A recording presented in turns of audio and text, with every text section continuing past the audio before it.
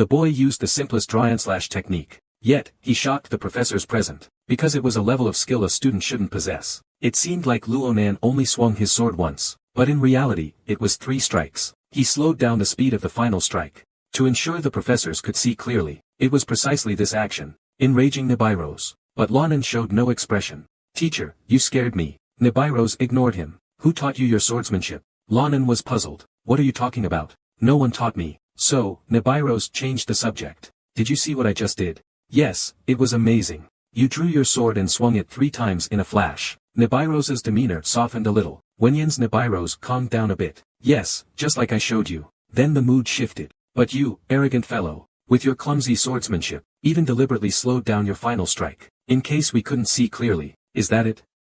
Do you know where you are? Luonan was stunned. He slowed his 3rd strike to minimize the force. To avoid injuring himself. It's not that I look down on professors, but looking at the furious Professor Ross before me, this explanation seems so pale and weak. The principal was speechless, only able to awkwardly avert his gaze. And this pair of clowns were stunned. As professors, shouldn't we also see something? A moment later, Nephiros sheathed his sword, and slowly returned to his seat. I will teach you personally later, he said, returning to his seat. But his mind remained unsettled for a long time. The headmaster, watching Nephiros's anger, carefully pondered his words. The principal finally understood. Nephilim already considers the child as his disciple. Turning around, he said to Lonan, Child, you passed, but we still have one more question for you. You came to Philip Huss Royal Academy for what reason? Lonan lowered his head after hearing this. Memories began to surface in my mind. The boy had fought with all his might and killed the 400 million strong giant he knew to be the most powerful. He thought everything would end. But unexpectedly, an even more powerful 800 million strong giant appeared in the sky. It turned out that 400 million wasn't the limit of the giants. 800 million was. At that moment, the boy was prepared to fight to the death. But another surviving woman didn't agree with his approach. Instead, she strangely gave the boy a kiss. 2.5 years ago, 3 giants suddenly invaded the empire. In a short time, they destroyed more than half of its territory.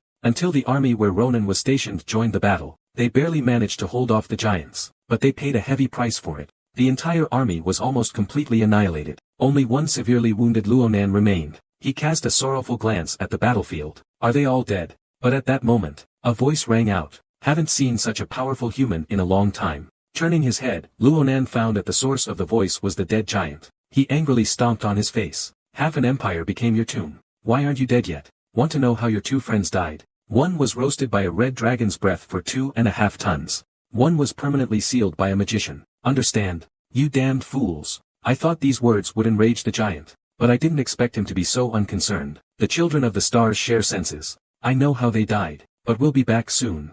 And there are no humans as strong as you left on Earth, so the world you protect will eventually be swallowed by starlight. Before he finished speaking, Luonan cut off his head with one blow. Just die already, don't waste my time. After it was all over, Luonan walked along the battlefield, until he saw his former friend's corpse. Then he stopped. He knelt down before it. Why didn't you run when you had the chance? Must you be so foolish? For the sake of so-called strict discipline, to risk your life? Just as Ronan was immersed in her sorrow, she vaguely heard a cry for help. Dragging his injured body, he followed the sound. It turned out to be Commander Ndeshan. He's still alive. Luonan felt a slight comfort. But on closer inspection, the Grand Commander didn't seem to be in good shape either. He had lost an arm, and yet he didn't seem to mind at all. Instead, he was concerned about whether the giant was dead. Dead. I killed him myself. After hearing the answer, he seemed relieved.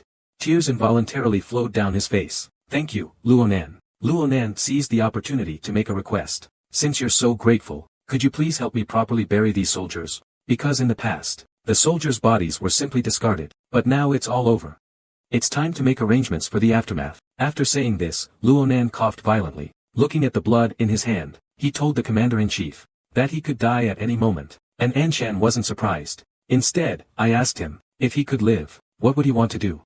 Speaking of which, a glimmer of light seemed to reappear in Luonan's eyes. I suppose I would go to the academy to study. That was my deceased sister's wish. But all of that is hopeless. And Deshan, usually so calm and collected, angrily roared at him. Don't say such disheartening things. The rescue team will be here soon. But at that moment, the sky suddenly cleared. A ray of dawn broke through, but the two of them widened their eyes in terror, because in the sky, a colossal figure, number 81, suddenly appeared, along with countless followers. At this moment, Anders Han fell into deep despair. I've saved the world 3 times already. This time, there's truly nothing I can do. Meanwhile, Luonan drew his sword, and with unwavering determination, shouted at him, "My great commander comrade, what are you doing? Quickly use your telekinesis to throw me up there. My sword can't reach them. I'm going to teach these bastards a lesson." Anders Han was stunned. Even in this situation, he still wants to fight. He's a truly determined fellow. Then, she kissed him, and spat a bead into his mouth. It's a bead that can rewind time 4 times. I've already used 3.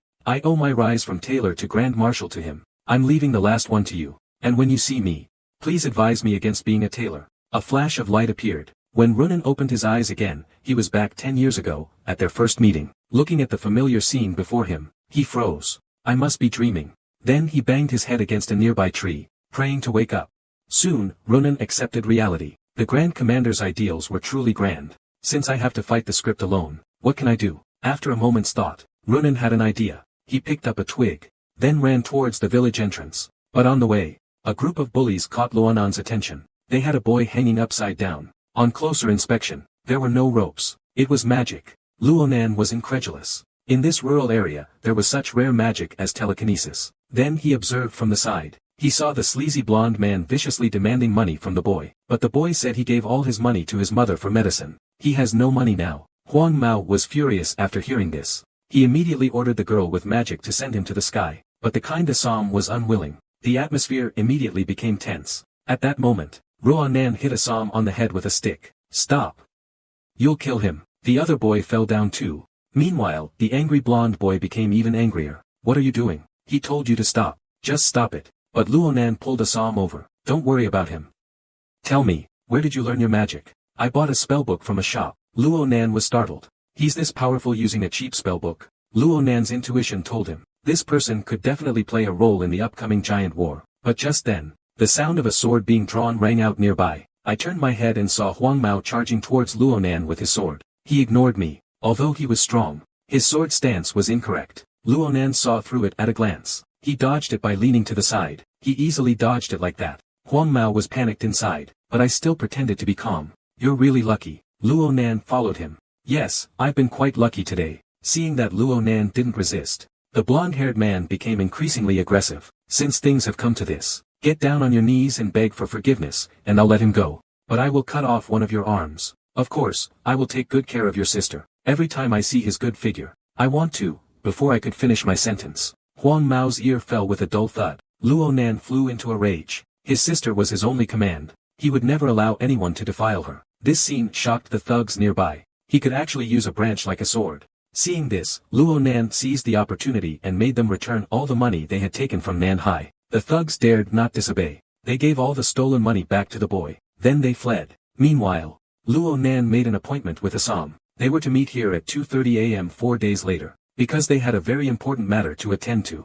After the briefing, Luonan hurried back home, but he hesitated at the doorway, unable to go inside. Too many questions plagued him. Should I apologize for leaving without saying goodbye? Should I tell him how much I miss him? Should I ask him if he's doing okay? Until the moment I saw my sister, Luonan only said, "I'm back," and brought my sister's favorite flowers. After my sister received them, she was as happy as a monkey. I can't believe that I would ever receive flowers from my cold brother in my lifetime. Is there enough food? Should I get you some more? Luonan looked at the 13 dishes and 1 soup in front of him, completely dumbfounded. He quickly waved his hands in refusal. Then, changing the subject, he asked, "How old are you, sister?" "I'm 22 this year." "That means we have 10 years left until the giants invade." "Why are you asking that?" My sister rushed over and touched my forehead. "It seems I don't have a fever." Luonan grabbed my sister's hand. "No, it's not that.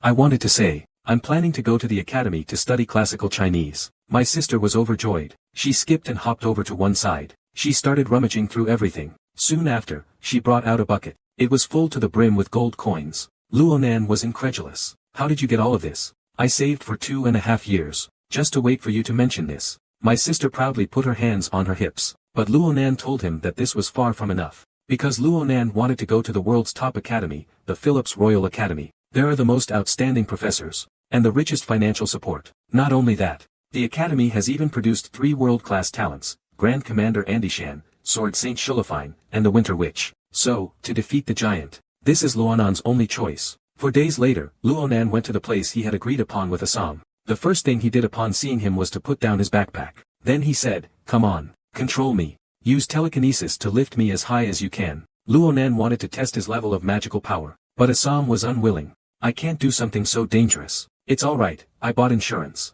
Hearing this, Assam's worried heart finally settled down. Mississippi, don't loosen your grip. Telepathy, along with the magic's activation, was like an invisible hand lifting Luonan high up. This height is even better than Luonan imagined, although there's a gap in stability. But to fight flying giants, telepathy is essential, and this magic is extremely rare. Luonan raised the corner of her mouth, smiling with satisfaction. He's mine. Meanwhile, Assam began to tremble. Can I put you down now?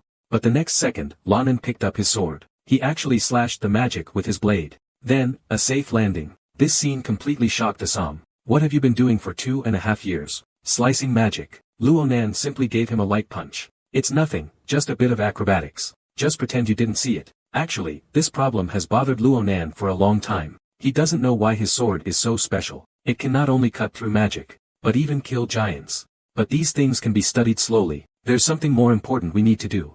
Luonan then tossed the bag to Assam. Let's go. We have to finish it before the moon disappears. Finish this, and we'll become students of Phillips Academy. Assam was astonished after hearing this. Did I hear that right? Phillips. That's a place that only accepts elites. You have strong swordsmanship to back you up, but I'm just a good-for-nothing. I can't go, can I? I know you're stupid, cowardly, and crybaby, but it's okay. You can change starting now. Otherwise, you'll just end up like those punks, idling away your life, wasting your remaining years. Assam's face turned red after hearing that. It was the first time someone had shown such concern for his future, so he quickly agreed. While Luonan let out a mischievous smile, the plan worked. Soon after, they arrived at the goblins' habitat. Although they're all asleep now, it's still extremely dangerous. And Luonan's target is the goblins' treasure chest they collected, using telepathy. Assam was instantly terrified after hearing that. He glanced at the goblins' 36-pack abs. If they wake up, we're not doomed. Or maybe we should go back and think about it. But Luonan pulled him back. To get into Phillips Royal Academy, you need 2 things. High tuition fees, and extensive practical experience. So this is a win-win situation. Perhaps you have a better idea? I don't have a brain. Good, then let's start quickly. After Luonan finished speaking, he opened a level 5 bag. Just fill it up. Assam had no choice but to comply. With the activation of the magic, the goblin's treasure slowly fell into the bag. In order not to wake them up, Assam had to use all his might to control his magic. Fortunately, everything went very smoothly. He quickly filled 2 packages. I knew you could do it. Luonan happily stroked Assam's head, but even he himself wasn't entirely sure. He didn't expect Assam to adapt so quickly. Looks like I found myself a useful tool. Not long after, the 2 packed up their things and prepared to leave. But just then, a group of people were charging towards them, accompanied by deafening screams. This made Luonan feel that something was terribly wrong. In the dead of night, could it be that some abnormal human escaped from the hospital? Meanwhile, the green-haired goblin was unsurprisingly woken up. The first thing he did after waking up was to habitually look towards the treasure chest. He swallowed and exclaimed, "What the?" The green-haired goblin quickly woke up his companions, and called an emergency meeting. They discussed where the treasure could have gone, but one goblin offered a different opinion. He glanced at Luonan and the other. Could it be that they stole it? Realizing this, the goblins instantly charged towards them. Seeing this, Assam was instantly terrified. He collapsed to the ground. Shouldn't we return their things? And sincerely apologize? Then this matter will be over. But Luonan drew his sword. What about the tuition fees? Do you have a solution? Whenever it comes to something that requires thinking, Assam just freezes. I don't have time for that. Luonan glanced at the sword in his hand. It was made of cheap steel. Considering the hardness of a goblin's body, it could probably only withstand 15 swings, before breaking into 2.5 pieces. But there are over 30 goblins here. That's enough. Luonan's lips curled into a smile. He charged towards the goblins. In almost an instant, the last goblin fell to his sword. The Assam people were stunned. What did I see? Luonan killed 3 goblins with 1 strike. Then he disappeared for a moment, and all the goblins were dead. Assam involuntarily swallowed. He had actually become this strong. Just then, Luonan's voice interrupted his thoughts. Don't daze off. Grab your bag. Let's go home. After a while, the 2 of them set off for home. I thought it would be a comfortable assignment, but it turned out to be so difficult. Luonan stretched his aching body. It's probably because I'm still growing. I really need to step up my physical training when I get back. Luonan thought to himself. But just then, Assam mentioned the scream. What sound was that anyway? Luonan shook his head. I don't know. I only know that if I were to meet them, I'd beat their heads in. Meanwhile, a bow and arrow from behind quietly aimed at Assam. The man drew a longbow. He fired his arrow at the girl with all his might. but Luonan easily blocked it. Meanwhile, the man who shot the arrow was apologizing, but there wasn't a hint of regret on his face. It turned out that when Luonan successfully obtained 2 bags of treasure from the goblins, they had witnessed it, so they became intimidated. Seeing that the assassination failed, the two decided to try a different approach. Children generally aren't wary of strangers, so they slowly approached. Sorry, children. There was a rustling sound here. I thought it was goblins. Luonan, enraged, snapped the swordsman's sword. I've eaten more meals than you have. Moments later, the distance between them was less than 2.5 meters. The man extended his hand, apologizing again, but his eyes were fixed on Luonan's backpack. Can't you even try to hide your greedy gaze? Your acting is terrible. The man fell silent for a moment after listening. He fell silent for a moment, but looking at the child-faced fellow before him, he didn't think there was much danger, so he gave his companion a signal, and continued walking toward Luonan. He still wore that Pei Xiao expression, but he had secretly slipped his hand behind his back. I gripped the short knife at my waist. Oh, right. I should introduce myself first. We are the Caliporo. While speaking, I unexpectedly swung my knife at Lonan. Caliporo. Lonan reflected while he casually fought back, directly stunning him. He remembered. It was those scumbags. Just then, while Luonan was stunned, the blonde-haired man also rushed forward, but Assam noticed him. Using telepathy, he instantly killed the blonde-haired man. Seeing this, Luonan gave Assam his first thumbs up of the day. Well done. Then he snatched the sword from the blonde-haired man's hand, and unleashed a 7-star radiant slash. The moment the 3-2-1 countdown ended, the blonde-haired man was sliced into 15 pieces. This scene completely shocked Assam. Luonan, did you really kill him? Luonan's gaze was unusually firm. I can't let someone who wants to kill me live, especially since they, Caliporo, are the most notorious group on this continent. They poach, kidnap, and traffic organs. If I hadn't been here today, waiting for someone else to find you, your grave would already be overgrown. Understand, idiot?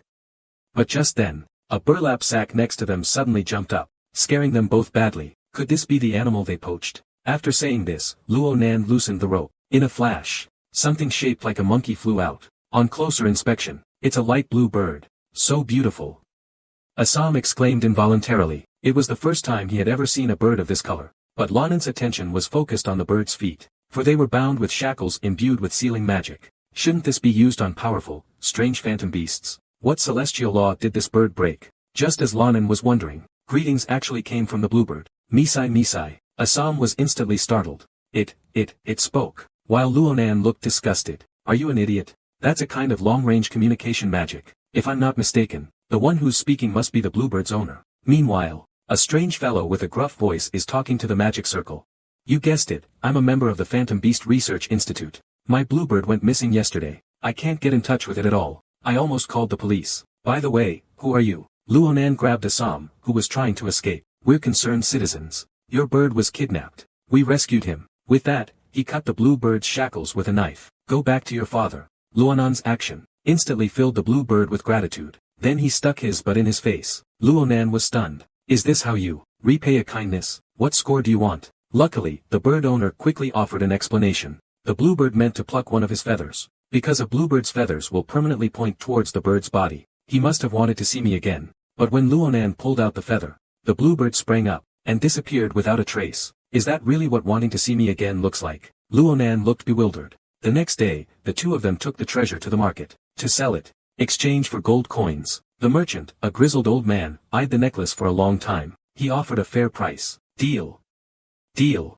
Luonan happily agreed. Finally, I met someone who knows their stuff. Thinking about what that Mediterranean-looking old man said, that the necklace was worth at most 5 gold coins. Luonan was still angry. Luckily, I've met someone who knows what they're doing. Then Luonan sold all the treasures he brought to him. Meanwhile, Luonan reached into his pocket. He pulled out a large purple treasure. This was left on his hand by the bluebird when it left. I thought it was poop, but it can shatter stones. Luonan's intuition told him, this thing is definitely unusual. And the merchant uncle gave the same opinion. Wow, this color, this material, could it be some kind of bird droppings? Luonan burst out laughing after hearing that. Seeing this, the uncle could only awkwardly smile. Actually, I don't really understand either. Luonan sighed after listening. He put it back in his pocket. He planned to find an expert to appraise it someday. Assam, on the other hand, looked disdainful. Sure enough, it's just another hardened mutation point. Changing the subject, Luonan asked the old man, are there any books here about Philip's Royal Academy? We want to enroll, but we don't know much about it. Really? My daughter, Maria, is planning to go there too. You two could talk. He's already arrived. Maria and Ronan were both startled when they heard the name. The name was too familiar to them. But what met their eyes was a blonde woman. Luonan walked up to him. You're really Maria? The Maria from Sen's? Yeah, how did you know? Luonan was dumbfounded after hearing that. The Maria he knew in his past life clearly looked like this. Then Luonan leaned close to his ear. I have a question for you. You're a man, right? Maria was stunned after hearing that. He looked down at his own proud figure. This guy must be crazy. Or blind. Before he could react, Luonan's gaze stopped at a certain place on Maria.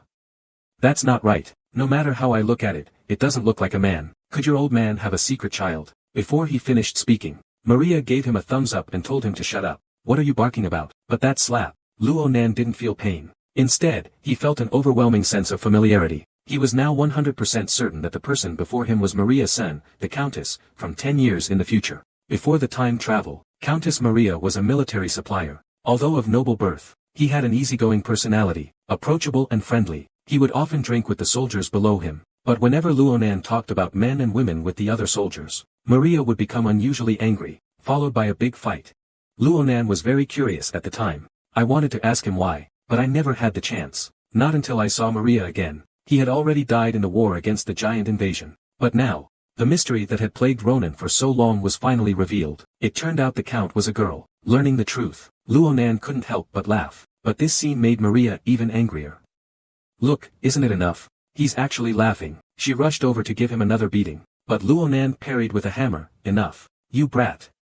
I let you hit me once because I was wrong, but you have no reason to hit me a second time. Maria's eyes turned fierce after hearing this. A headbutt aimed at Luonan. If I have to fight a second time. After saying that, the two started fighting. Neither would yield.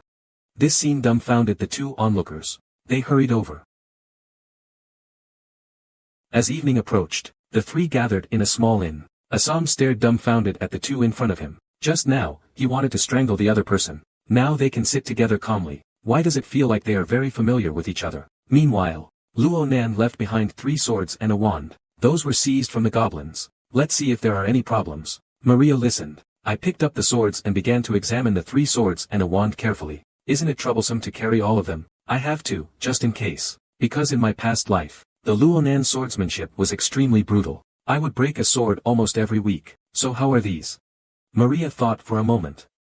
They're all pretty good, especially this black iron sword. The material is unusually strong. No matter how roughly you treat the sword, I believe it won't break. Then Maria glanced at the wand again, and discovered a rare magic stone inlaid on it. She said to Assam, is this little darling a rare magic stone? What kind of magic is used? Little darling Assam was overjoyed. Yes, yes. But then lowered his head again, commanding the telepathy. However, he didn't expect Maria's reaction to the telepathy to be so intense. You're amazing. If you do well, a full scholarship. Is that so? Then Maria changed the subject. The next question is, what combat skills can you demonstrate in the practical exam? Luonan was stunned. The skills can also be showcased. How come I've never heard of it? To enter the Phillips Royal Academy, you must pass both the theoretical and practical exams. And the practical exam is where you must demonstrate your fighting skills. And you must impress the professors. And most noble applicants will showcase their family's secret techniques. As for ordinary dancers, they all display magic. Luonan stopped Maria immediately after hearing this. Wait, I'm a swordsman. Shouldn't it be enough to only be proficient in swordsmanship? Can swordsmen also use magic? Maria was stunned after hearing this. Every student who wants to enroll in Phillips must be able to use magic. This is the most basic. What does that expression mean? Don't tell me you can't even feel a little bit of magic. Luonan was completely bewildered. Is sensing magic similar to using aura? This sentence completely broke Maria's composure. This guy is practically illiterate. He wants to get into Tsinghua University. Go out and have a dream. Having said that, I picked up the sword on the table. Let me borrow your sword. What if I break it? I'll pay you triple the price. Don't waste time, come out with me now. I will give you special training. Magic is the source of nature's power. It exists in every corner of the world, but you have to be able to feel the magic to use it. And apply it to all parts of your body. The power that manifests is called magic. It usually takes a year to comprehend. Even though Maria explained it so thoroughly, Ruonan still didn't understand. Aura, look closely. Isn't it also made up of magical power? Isn't aura even more powerful than magical power? Even a genius needs at least 10 years to cultivate it. And after it's opened, one will obtain a power more terrifying than magic. That's the difference between the two. Okay, that's the end of the explanation. The instant after finishing, Maria rushed to Luonan's front. So fast. Is this magic? The degree of power amplification is so high, but Luonan's body instinctively parried the attack. Then, with a slight effort, he pushed Maria away. Maria was also stunned. I clearly poured all my magic into the sword. Why was I the one who was pushed back? Just who is this guy? Soon, the two exchanged several more blows with their swords. At this time, Luonan didn't want to fight anymore. His arm was aching from the shock, so he simply activated his aura. He swung his sword down, but deliberately missed. Maria took the opportunity to increase the distance between them. You're quite something. Luonan turned around. You are too, but you should practice your balance more, he said, sheathing his sword. Turning to leave. Where are you going? Maria was unconvinced. Raise your sword. You don't really think you've won, do you? Luonan calmly replied, remember what you said. Threefold compensation for damages. The next second, Maria's sword shattered. When exactly did that happen? At that moment, Assam, the referee, ran over and touched him. His expression seemed to show that he wasn't surprised by the outcome of the battle at all. You've already done very well. After saying that, I quickly ran towards Luonan, leaving Maria completely dumbfounded. What on earth was that thing? He clearly didn't even have any magic. The next day arrived. Luonan not only received enough gold coins to buy 3 swords, but also 2 level 3 bags full of books. What is this thing? The entrance exam is only a month away. Don't you need it? But why would you do this? Luonan knew that merchants were only interested in profit. He said, drawing his sword, if you're trying to overcharge me, it's free. Free? Maria laughed. Completely free. I just hope we can pass the test together then. Lonan listened. He sheathed his sword. Alright, I'll accept it. Not long after, Maria bid farewell to Lonan. I've helped you both so much. Still not approved. Then I'll just kill you all. Luonan smiled. Of course, you should worry about yourself. On the day of the exam, see you in the capital. Having said goodbye, Luonan looked down at his hands. Over the course of this month, I must strengthen my physical fitness, because this body is currently too weak and tired. Soon after, Luonan returned home. From then on, 8 bowls of rice per meal, until I couldn't eat anymore. This made my sister extremely happy. My younger brother finally woke up. Late into the night, Luonan went to the village outskirts to level up. He spent his free time studying. Luonan was very troubled. It's just an exam. Why do I have to study table manners? Even so, he still read all the materials Maria gave him. A month passed quickly like that. Luonan and Assam arrived at Philips to assemble. This magnificent palace-like academy truly stunned Assam. He stared intently, his mouth full of endless praise. Assam, what are you doing? Showing off your hick identity? Sorry, Luonan. Assam stared at Luonan, dumbfounded. In the past month, he seemed to have grown a lot. Seeing this, Luonan punched him directly. Stop daydreaming. Let's go. He should be here at this time. He should be here, too, and his age should be about the same as mine. Sword Saint, Shulafan. The person hailed as the strongest swordsman might encounter him during the test. This is a strange Kuan egg. From the moment it hatched, it was filled with a durian-like stench. Therefore, it was rejected by Assam. But little did he know, this egg is priceless. Although it was laid by a bluebird, but it can't hatch a bird. Instead, depending on the hatching environment, it hatches incredibly powerful phantom beasts. This was the answer given by the bird's owner. It turns out that when Luonan and the other person arrived at Philips, Assam, who was nearby, suddenly mentioned the blue bird. Luonan then took out that feather. He could locate the blue bird's position, but unexpectedly, he pointed straight up at the sky. Luonan was dumbfounded, but he quickly locked onto the highest floor of the teaching building, the roof, and on the other side. Malin was just about to open the window to get some air, but a face appeared in front of her. She was instantly terrified, because she was on the top floor, the 30th. With Luonan and the others' intrusion, Malin trembled, clutching the blue bird. What do you want? Don't even think about harming the blue bird. Until Luonan produced the feather, Malin's heart finally settled. You are heroes who came to save him. After learning the truth, Malin, quickly, let's get you both seated. I'm so sorry for making a fool of myself in front of you both. It's alright, said Luonan, pinching Assam's face. If someone has to take the blame, then it's all this guy's fault. He used telepathy to send us up here. Assam, whose face was being pinched, could only struggle desperately. It was you. You taught me. I didn't expect the bird's owner to be a poet, and a professor at Philips, no less. Marin awkwardly scratched his head after hearing this. I didn't expect it either. That our hero was an applicant. If I'd known, I could have written you a letter of recommendation. But it's too late now. If you really fail, I can.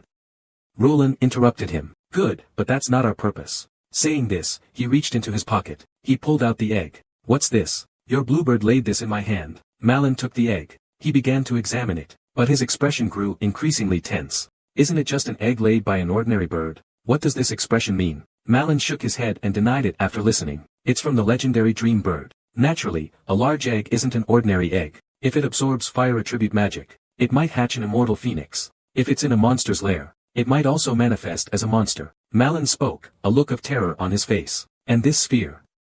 I can see countless kinds of magic intertwined within it now, chasing each other, like they're performing some kind of frenzied metalworking. Lonan was stunned after hearing this. Wow, as expected of a professor.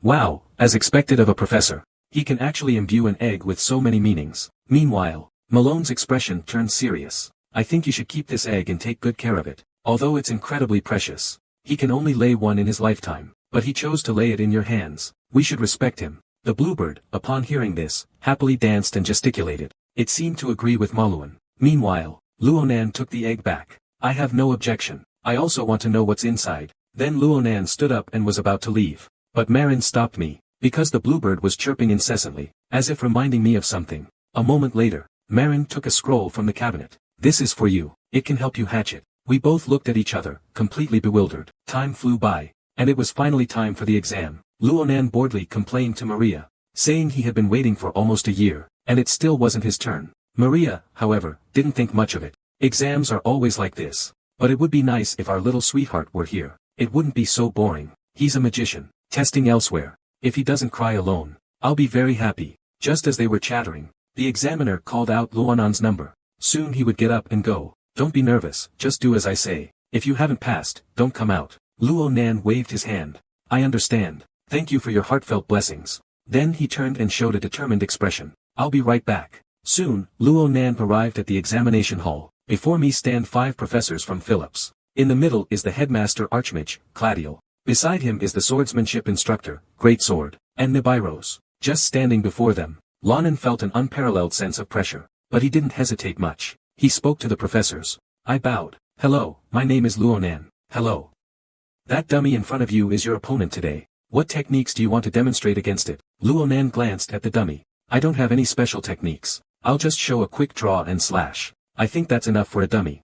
Professor Huang Mao laughed after hearing that. A quick draw slash without even magic. Wants to break through a dummy's defense. What a fool. Professor Bai Mao agreed. A country bumpkin from some remote village. No wonder he doesn't know this is a product of sophisticated magical engineering. Not only is its defense amazing, and possesses regenerative abilities, even Shuli Fun, lauded as a genius swordsman, could barely leave a scratch on it. I wonder what he wants to show us. The white-haired one sneered mockingly, maybe even split it in two. Amidst their laughter, Luonan struck a pose. A wave of oppressive aura emanated from him. Almost instantly, Luonan completed a rapid draw and slash. I showed you, but this speed is insignificant before the professor. I almost felt like laughing. Until, after a slight delay, 3 sounds of metal clashing rang out. The principal was stunned. Meanwhile, Nabi Luosi stood up abruptly, dashed in front of Luonan, and menacingly held his sword to his neck. Who taught you your swordsmanship? I don't understand. What are you talking about? No one taught me. So, Nibiros changed the subject. Did you see what I just did? Yes, it was amazing. You drew your sword in the blink of an eye, and swung it 3 times. Nibiros's demeanor softened slightly. Yes, exactly as I showed you. Then the mood changed. But you, arrogant fellow, with your clumsy swordsmanship, even deliberately slowed your final strike, lest we fail to see it clearly. Is that what you think this is? Luonan, after hearing this, was dumbfounded. The reason he slowed his 3rd strike was to minimize the force, to avoid harming myself. It's not that I look down on the professor, but looking at the furious Professor Nibiros before me, this explanation seems so pale and weak. The principal was speechless. He could only awkwardly avert his gaze, and this pair of lively fools were stunned. As a professor, shouldn't we have seen something? A moment later, Nephilim sheathed his sword, and slowly returned to his seat. I will teach you personally later. After returning to his seat, his heart remained restless for a long time. The headmaster watched Nephilim's anger from the side, carefully recalling his words. He personally taught the headmaster. You see, Nibiros already considers this child a disciple. Turning his head, he said to Lonan, Child, you passed. But we still have one more question for you. Why did you come to Phillips Royal Academy? Lonan listened. Lower your head. Past events began to surface in my mind. Then I blurted it out without regret. But more accurately, it was to leave my sister without regret. Letting Luonan go to school has always been his wish. After answering, Luonan left the examination hall. No regrets. The principal chuckled. That's quite troublesome. I don't even know how to teach him. Meanwhile, the blonde-haired boy quickly leaned in, gossiping. What happened? Why did you and Nephilim react so strongly, principal? What trick did that child pull? Is it a trick?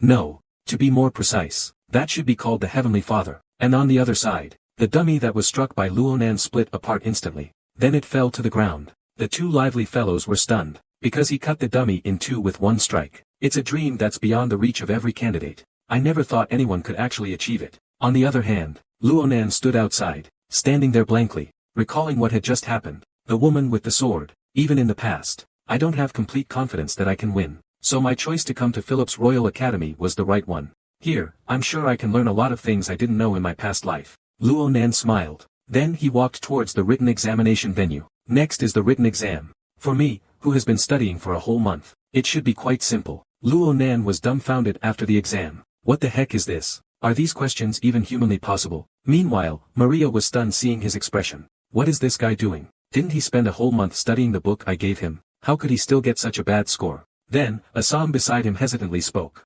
You gave him 2 backpacks of books. One is for the dancer subject. The other is for the magician's subject. He seems to have taken the magician's backpack. Maria was stunned after hearing that. Could there really be such a foolish guy? He didn't even know what he was looking at. Time passed like that, for how long, nobody knows. Maria couldn't help it anymore. She lifted Luonan up. Okay, stop complaining. The practical exam carries more weight. I believe you'll be fine. Meanwhile, the exam results came out quickly. Everyone watched intently, eager to see their names appear. Assam came first in the 12th practical exam. Maria came 9th in the 9th practical exam. The two, having received their results, exchanged a glance. After a moment, they happily embraced. We passed. Look, you came first in your exam. Although it's a 3-way tie. But little darling, you're amazing.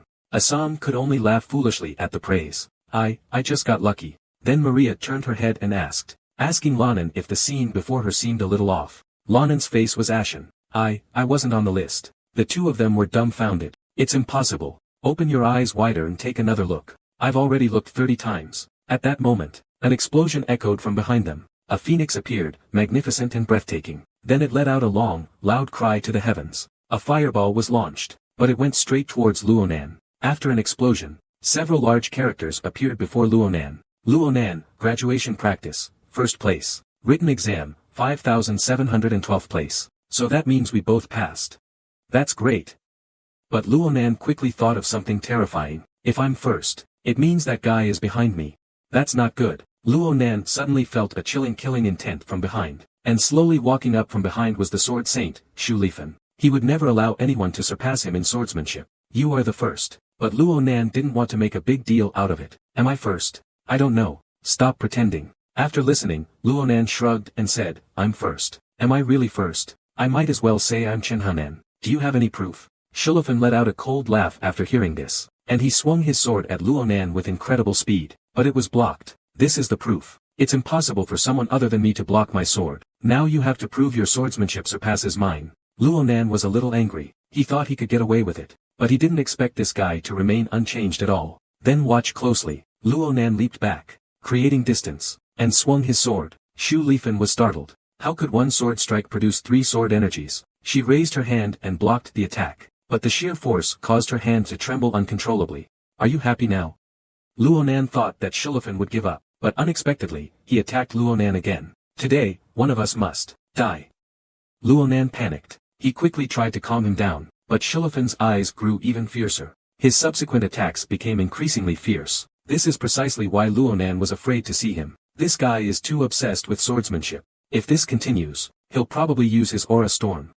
Then the collision between auras will be difficult to quell. There was no way. Luonan could only turn and run. Seeing this, Shu Lifan became even angrier. What are you doing? How can you turn your back to the enemy during a fight? But unexpectedly, Luonan ran to Assam's back, positioning himself in front of her. Seeing this, Shulifan didn't dare to attack rashly anymore. You coward. You're using a woman as a shield. Luonan sneered. Sure enough, this guy hasn't changed at all. He still values the knightly code more than his life. Then Luonan unleashed a punch without hesitation. He directly broke Schlieffen's nose. Schlieffen lost his fighting ability as a result. Seeing this, Luonan quickly called Assam and Maria. They disappeared in a flash, leaving only a dumbfounded Schlieffen. And just then, the security guards from Philip's Royal Academy arrived after hearing the commotion. Seeing this scene, he immediately panicked. How could anyone dare to injure the young master of the Huang family? He immediately began to ask, please tell me what the perpetrator looks like. We'll go and arrest him immediately. But Schlieffen told him not to worry. Don't treat me like a young master.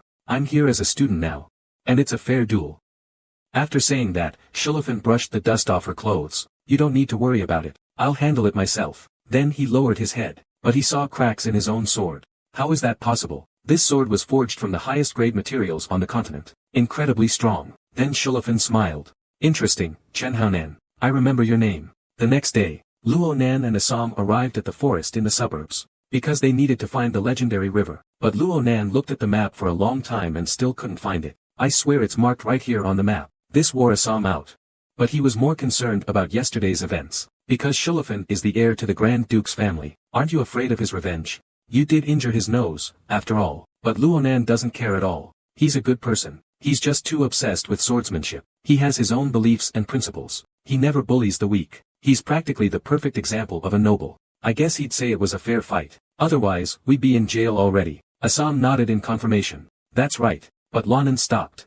Because they had finally found the legendary Fernando Spring, hailed as the vein of magic. Here, stones absorb magic and transform into gems. The weeds absorb magic and become herbs. Because the concentration of magic is abnormally high, but Lanan feels nothing. He's simply following Professor Marin's instructions to incubate the egg here, to let the egg absorb more magic, and thus hatch a more powerful phantom beast. But suddenly, Assam felt a vague sense of unease. Why is it so quiet here in Luonan? The professor said. This place is full of magic. Countless animals should be nesting here. After being reminded, Luonan seemed to understand something. Then he got up and walked towards the depths of the forest. Assam, let's go. Meanwhile, another group appeared nearby. Luonan smiled. It seems they arrived before us. The next second, 5 sword-wielding assassins shot towards Luonan from the forest. Each sword was imbued with ample magical power, further enhancing their speed. Luckily, Luonan reacted. In an instant, he unleashed a swift sword strike, knocking it down. Damn it!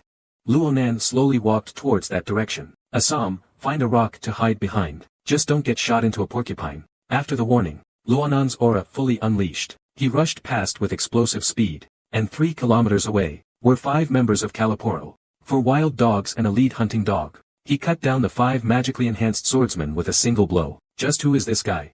The hunting dog, Zimao, sensed danger. He quickly ordered his subordinates to disperse. We intended to attack Luonan from 2 sides, but unexpectedly, to wipe them out completely, Luonan actually started shouting, "Stop your attack. You fools, I'm your ally." Zimao was stunned after hearing this. This fool is calling who a fool, seeing their suspicion. Luonan continues to deceive. I am the youngest hound of the Adama branch. And you'd heard this. These people finally came back together, but the purple-haired one still had doubts. This kid, whose hair hasn't even fully grown in, what is his identity? He uses the same title as me. That being said, Luonan can clearly describe their internal affairs. This makes the group very conflicted. However, he actually learned about these things during the previous life's expedition to defeat the Titans. There was a man named Eniuta, who reached the terrifying island of Talibalo. His rank was even higher than the hounds, so he often boasted about his glorious deeds in the military camp, especially the swords they used for poaching. Luonan still remembers it vividly. If you don't believe me, why don't you call your wolves out for a chat?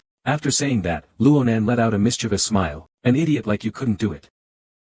Zimao flew into a rage after hearing this. He immediately lifted Luonan. I was about to kill him, but Luonan just shrugged. He started playing innocent. Someone like you, who wants to kill people at the drop of a hat, won't have a good end. Luckily, at that moment, my men pulled Zimao back. If what he said was true, killing him will inevitably lead to conflict with the Adama branch. We should let the wolf decide. This boisterous commotion also alarmed the wolf not far away. He dragged his 2.5-meter body over. Is he here to tell you to be quiet during the hunt? The powerful pressure scared everyone into immobility. Only the purple-haired one approached the bald wolf, and told him everything in detail. The bald man calmed down after listening. This forest is Demo's territory. What are you doing here? Luonan smiled. Finally, I lured the wolf out. Is that so? Then maybe it's me. Luonan, seizing the opportunity, killed 4 wild dogs with 1 strike. Then, he dashed towards the bald man. A flash of the blade. The bald man fell to the ground, but Luonan only left Zimao alive. Didn't I tell you? You won't have a good end. After a brief delay, all of Zimao's fingers were severed. Intense pain washed over him. He immediately knelt down in pain, unable to stand up for a long time. Seeing this, Luonan tossed the map to him. Mark all the locations of your branches on this map, and I will let you go. Zimao hesitated. He had betrayed his accomplices. They'll meet the same fate. You can look up now. Luonan's terrifying appearance completely subdued him. Fine, all right. Luonan looked at the spotless black iron sword in his hand. Use your finger to write. I purposely left that for you. Soon after, Zimao marked all the locations, and handed it to Luonan. Very good, the target is excellent. Very clear. Zimao, after listening, tremblingly lowered his head. You promised me that you would let me go, right? At the same time, Luonan slowly put away the map. He quickly drew his sword and slashed down. He split the dead rodent in two. Of course, I won't let you go. Not long ago, Luonan single-handedly wiped out a poaching team. He didn't let a single one escape, because not far away, there's overwhelming evidence of their crimes. Animals of all sizes, all dead. Assam almost threw up seeing the carnage. But he still worried whether Luonan's actions were too cruel. They're all wanted criminals, deserving of death. We're doing a good thing, Luonan said, lowering his head. And lying there before them was the body of the blue bird. Even he was dead. How heartbroken Professor Phelan must be. And just then, the bluebird egg in his pocket started to vibrate. Luonan quickly reached out to take it. The little guy must want to see its mother one last time. But Assam beside him suddenly panicked. Luonan, over there. What is that? Assam trembled all over with fear. He looked in the direction his finger pointed. The animal's blood was slowly floating upwards. And it gathered together. Watching the blood clot grow larger, Luonan immediately placed his hand on his arrow, assuming a fighting stance, because he had never seen such a thing before. But just then, the bluebird egg in my hand broke free on its own, slowly floating into the air. The next second, all my blood began to swirl wildly around the egg, being absorbed in large gulps. Even the blood from afar converged on it. Seeing this, Assam immediately hid behind Luonan in fear. Shall we go back? But Luonan stared at the egg with shining eyes. I don't know what's inside it, but it must be extraordinary. 2.5 minutes later, the bluebird egg seemed to have had its fill. Blood floated in the air, and it stopped absorbing. Luonan stared blankly at him, stunned. Was there really a change? But the next second, a crack suddenly appeared on the eggshell, and quickly spread to other areas. Luonan rejoiced. It was finally going to hatch. Let's open our eyes wide and take a good look at this extraordinary fellow. But before Luonan could see clearly, he received a blow to the head. So fast. What was that thing? Luonan painfully covered his nose, and before him was a strange, dark creature. That doesn't look like a bird at all. Could it be a dragon? Luonan was dumbfounded after hearing that. Assam, are you serious? Yeah, it's just like the description in the book. After a while, Lonan was dumbfounded again. Who on earth did that bluebird mate with to produce this thing? Lonan tried to reach out and touch it, and the little creature cooperated very well. It started rubbing its head against his finger. Kilo Nan gets angry just thinking about this guy injuring his handsome face. Assam's having extra food tonight. The little guy froze. He quickly used healing magic. He completely healed Kilo Nan's injuries, and flew over to start rubbing against Kilo Nan's face. Only then did Kilo Nan forgive him. This little guy actually has healing abilities. How many secrets are still hidden about him that we don't know? Assam's eyes lit up. Let's give him a name first. But just then, the little guy seemed to sense something. His face darkened. He suddenly dashed off in one direction. He seemed to have sensed something. Let's go after them. The little guy is chasing a member of the surviving poaching gang. Poor guy, he just went to the toilet. He came back to find his home gone, and he witnessed the bird eggs hatching from hiding. He was completely terrified. He ran away for his life. But after running for so long, I was finally caught up by the incredibly fast little guy. The poacher was startled, tripped by a branch. Seeing this, the little guy immediately used its ability to absorb the blood from his wound. Stop, Zeta. You'll kill him. Luo Nan's voice suddenly rang out. Assam was a little puzzled. Zeta, is that the name you gave him? Yes, do you like it? The little guy, Zeta, rubbed against Luo Nan after hearing this. He showed an unusually happy expression. Then Luo Nan turned his gaze to the poacher. Are you alright? And you the poacher knelt down in fear. Thanks to you. I'm fine, but how did you know my name? After Luo Nan heard this, he put his sword to the poacher's neck. You don't need to know that. Mr. Poacher of Jian Tan. It turned out this guy was the one who bragged about his poaching in Luonan's army camp in his previous life, and you'd immediately denied it after hearing. No.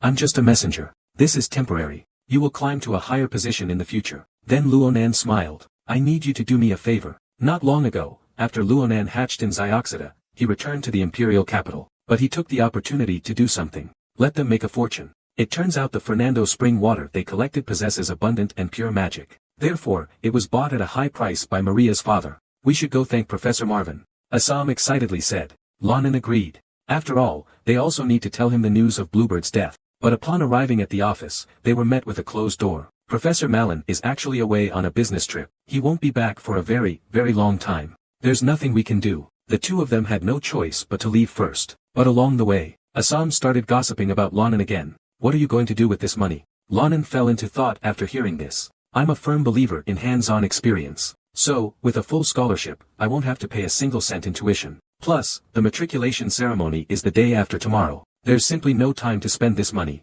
So, Luonan brought his sister, Eli, to stay. My country bumpkin sister. She's never seen anything like this before. She was simply awestruck by the grandeur of the architecture. He was attracted by something he'd never seen before. But he was more concerned about how thin his younger brother had become again. Had he not been eating properly again? But Luonan patiently explained again that he was doing fine, telling him not to worry. Then Luonan eagerly took his sister's hand and hurried off. I want to take you somewhere. I have to go there. 2.5 minutes later. My sister was dumbfounded. She knew my younger brother had made a lot of money recently, but she didn't think he needed to come to a luxury store like Chanel. But Luonan didn't mind at all. He repeatedly confirmed with the salesperson that all these could be delivered home, right? The salesperson couldn't stop smiling after hearing this.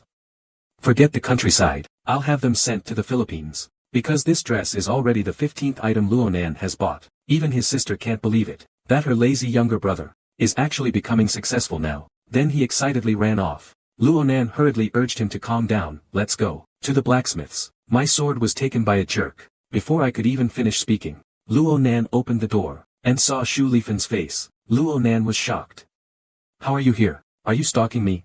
Shu Lifan explained. I was retrieving my newly bought sword. You damaged my sword. You wouldn't know, would you? Shu Lifan's eyes grew increasingly fierce. Don't slander me. And Lanan wasn't to be outdone. A stalker is a stalker. Stop making excuses. Lanan angrily drew his sword, saying, shall I show you what a flawed sword looks like? Shu Lifan also placed her hand on her sword. Good idea. Just as both sides were on the verge of a fight, but my older sister stood in front of them. Luonan was stunned. Sister, you're wrong. That one over there is the jerk. But my sister didn't think so. She scolded Luonan. I told you, don't use foul language. And now you dare to talk back. Then he turned his head. He apologized to Shu Lifan for his younger brother's recklessness. But this scene made Shu Lifan's heart beat wildly. As if she had fallen into a gentle paradise. No girl had ever made him feel this way before. So Shu Lifan took all the blame. And promised to take responsibility. Really? You're so kind. After speaking, my older sister firmly grasped Shu Lifan's hand. Luonan, you have such a great friend. You will take good care of Luonan, right? Shu Lifan blushed slightly. Of course. First, I'll buy him a new sword, Shu Lifan said, patting her chest. But then realized she didn't have any money. So she took out her family crest instead. This is our family's symbol. Use this instead. You can use it anywhere. If you want to buy a sword, go to the blacksmith's shop on Rixie Street. They have a 500-year history. But commoners can't enter. But with this, you can go in. I hope they can forge a good sword for you. After saying that, Shu Lifan left tremblingly. And Luonan was dumbfounded. Is this really the Shu Lifan I know? Does she know what she's doing? This Grancia family crest could buy an entire village. Soon after, the entrance ceremony began on time. Headmaster Clartier spoke first. The entrance ceremony now officially begins. Welcome, everyone, the geniuses of the 787th class. Next is the principal. Luonan started yawning from the principal's long speech. But suddenly, the principal stopped speaking. He snapped his fingers. The next second, a spatial crack appeared in the sky above. In the blink of an eye, everyone present was teleported to the arena. Amidst the shocked looks and expressions of everyone, the principal just smiled. Let's now give the upperclassmen and underclassmen a chance to get to know each other. It's less about meeting and getting to know each other, and more about a competition to determine a winner. The victor will receive more educational resources. On one side are the rising stars, Luonan and the Sword Saint, Shurifen. And on the other, the top 4 from last year's dance department. First place, Nest. Second place, Balam. Third place, Karen. Fourth place, Elena. Each possesses remarkable strength, and excels in different combat styles. Everyone is anticipating this tense competition. In this academy teeming with geniuses. So, who is truly the best in the whole academy? This is a very meaningful duel. It not only determines the winner and loser, but also allows you to understand each other's strengths and weaknesses. The principal loudly announced the rules of the competition on stage. You can freely choose to challenge opponents one-on-one, but this is clearly unfair to the new students. Therefore, you can also choose to forfeit. Then, the principal added with a sly smile, forfeiting isn't shameful at all. Luonan was furious after hearing that. The principal was clearly looking down on us.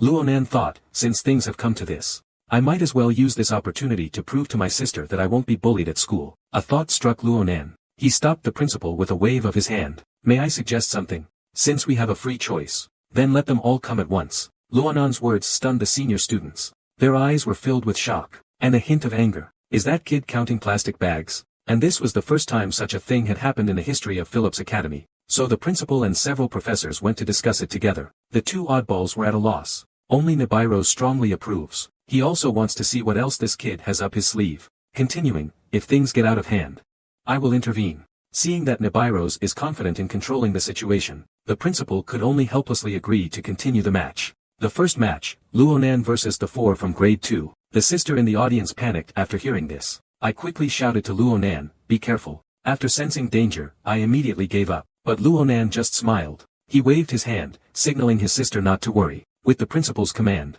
the match began. Nestor rushed over at a speed almost imperceptible to the naked eye. Luonan bent down to dodge. This guy's speed is several times faster than Maria's back then. Following that, 4th place Irina also attacked with dual daggers. Luonan blocked several attacks. Taking advantage of Luonan's vision being blocked by Irina, Karen also took the opportunity to stab with a spear. Luonan saw that he couldn't dodge in time, quickly raised his sword to block, but the powerful force sent Luonan flying several meters. But the greater danger is yet to come, because behind Luonan, Bolrama had already raised his giant sword. Remember, don't say such things in your next life. I was planning to have a fair fight with you, Bolrama said, bringing the sword down with all his might. The blow was swift and merciless. The other 3 were also ready for a follow-up attack. Amazing. Their coordination suggests at least 2.5 years of practice. Even Luonan couldn't help but repeatedly praise their teamwork. But in the blink of an eye, Luonan disappeared right before their eyes, leaving them empty-handed. What speed was that? Before Alina could even register her surprise,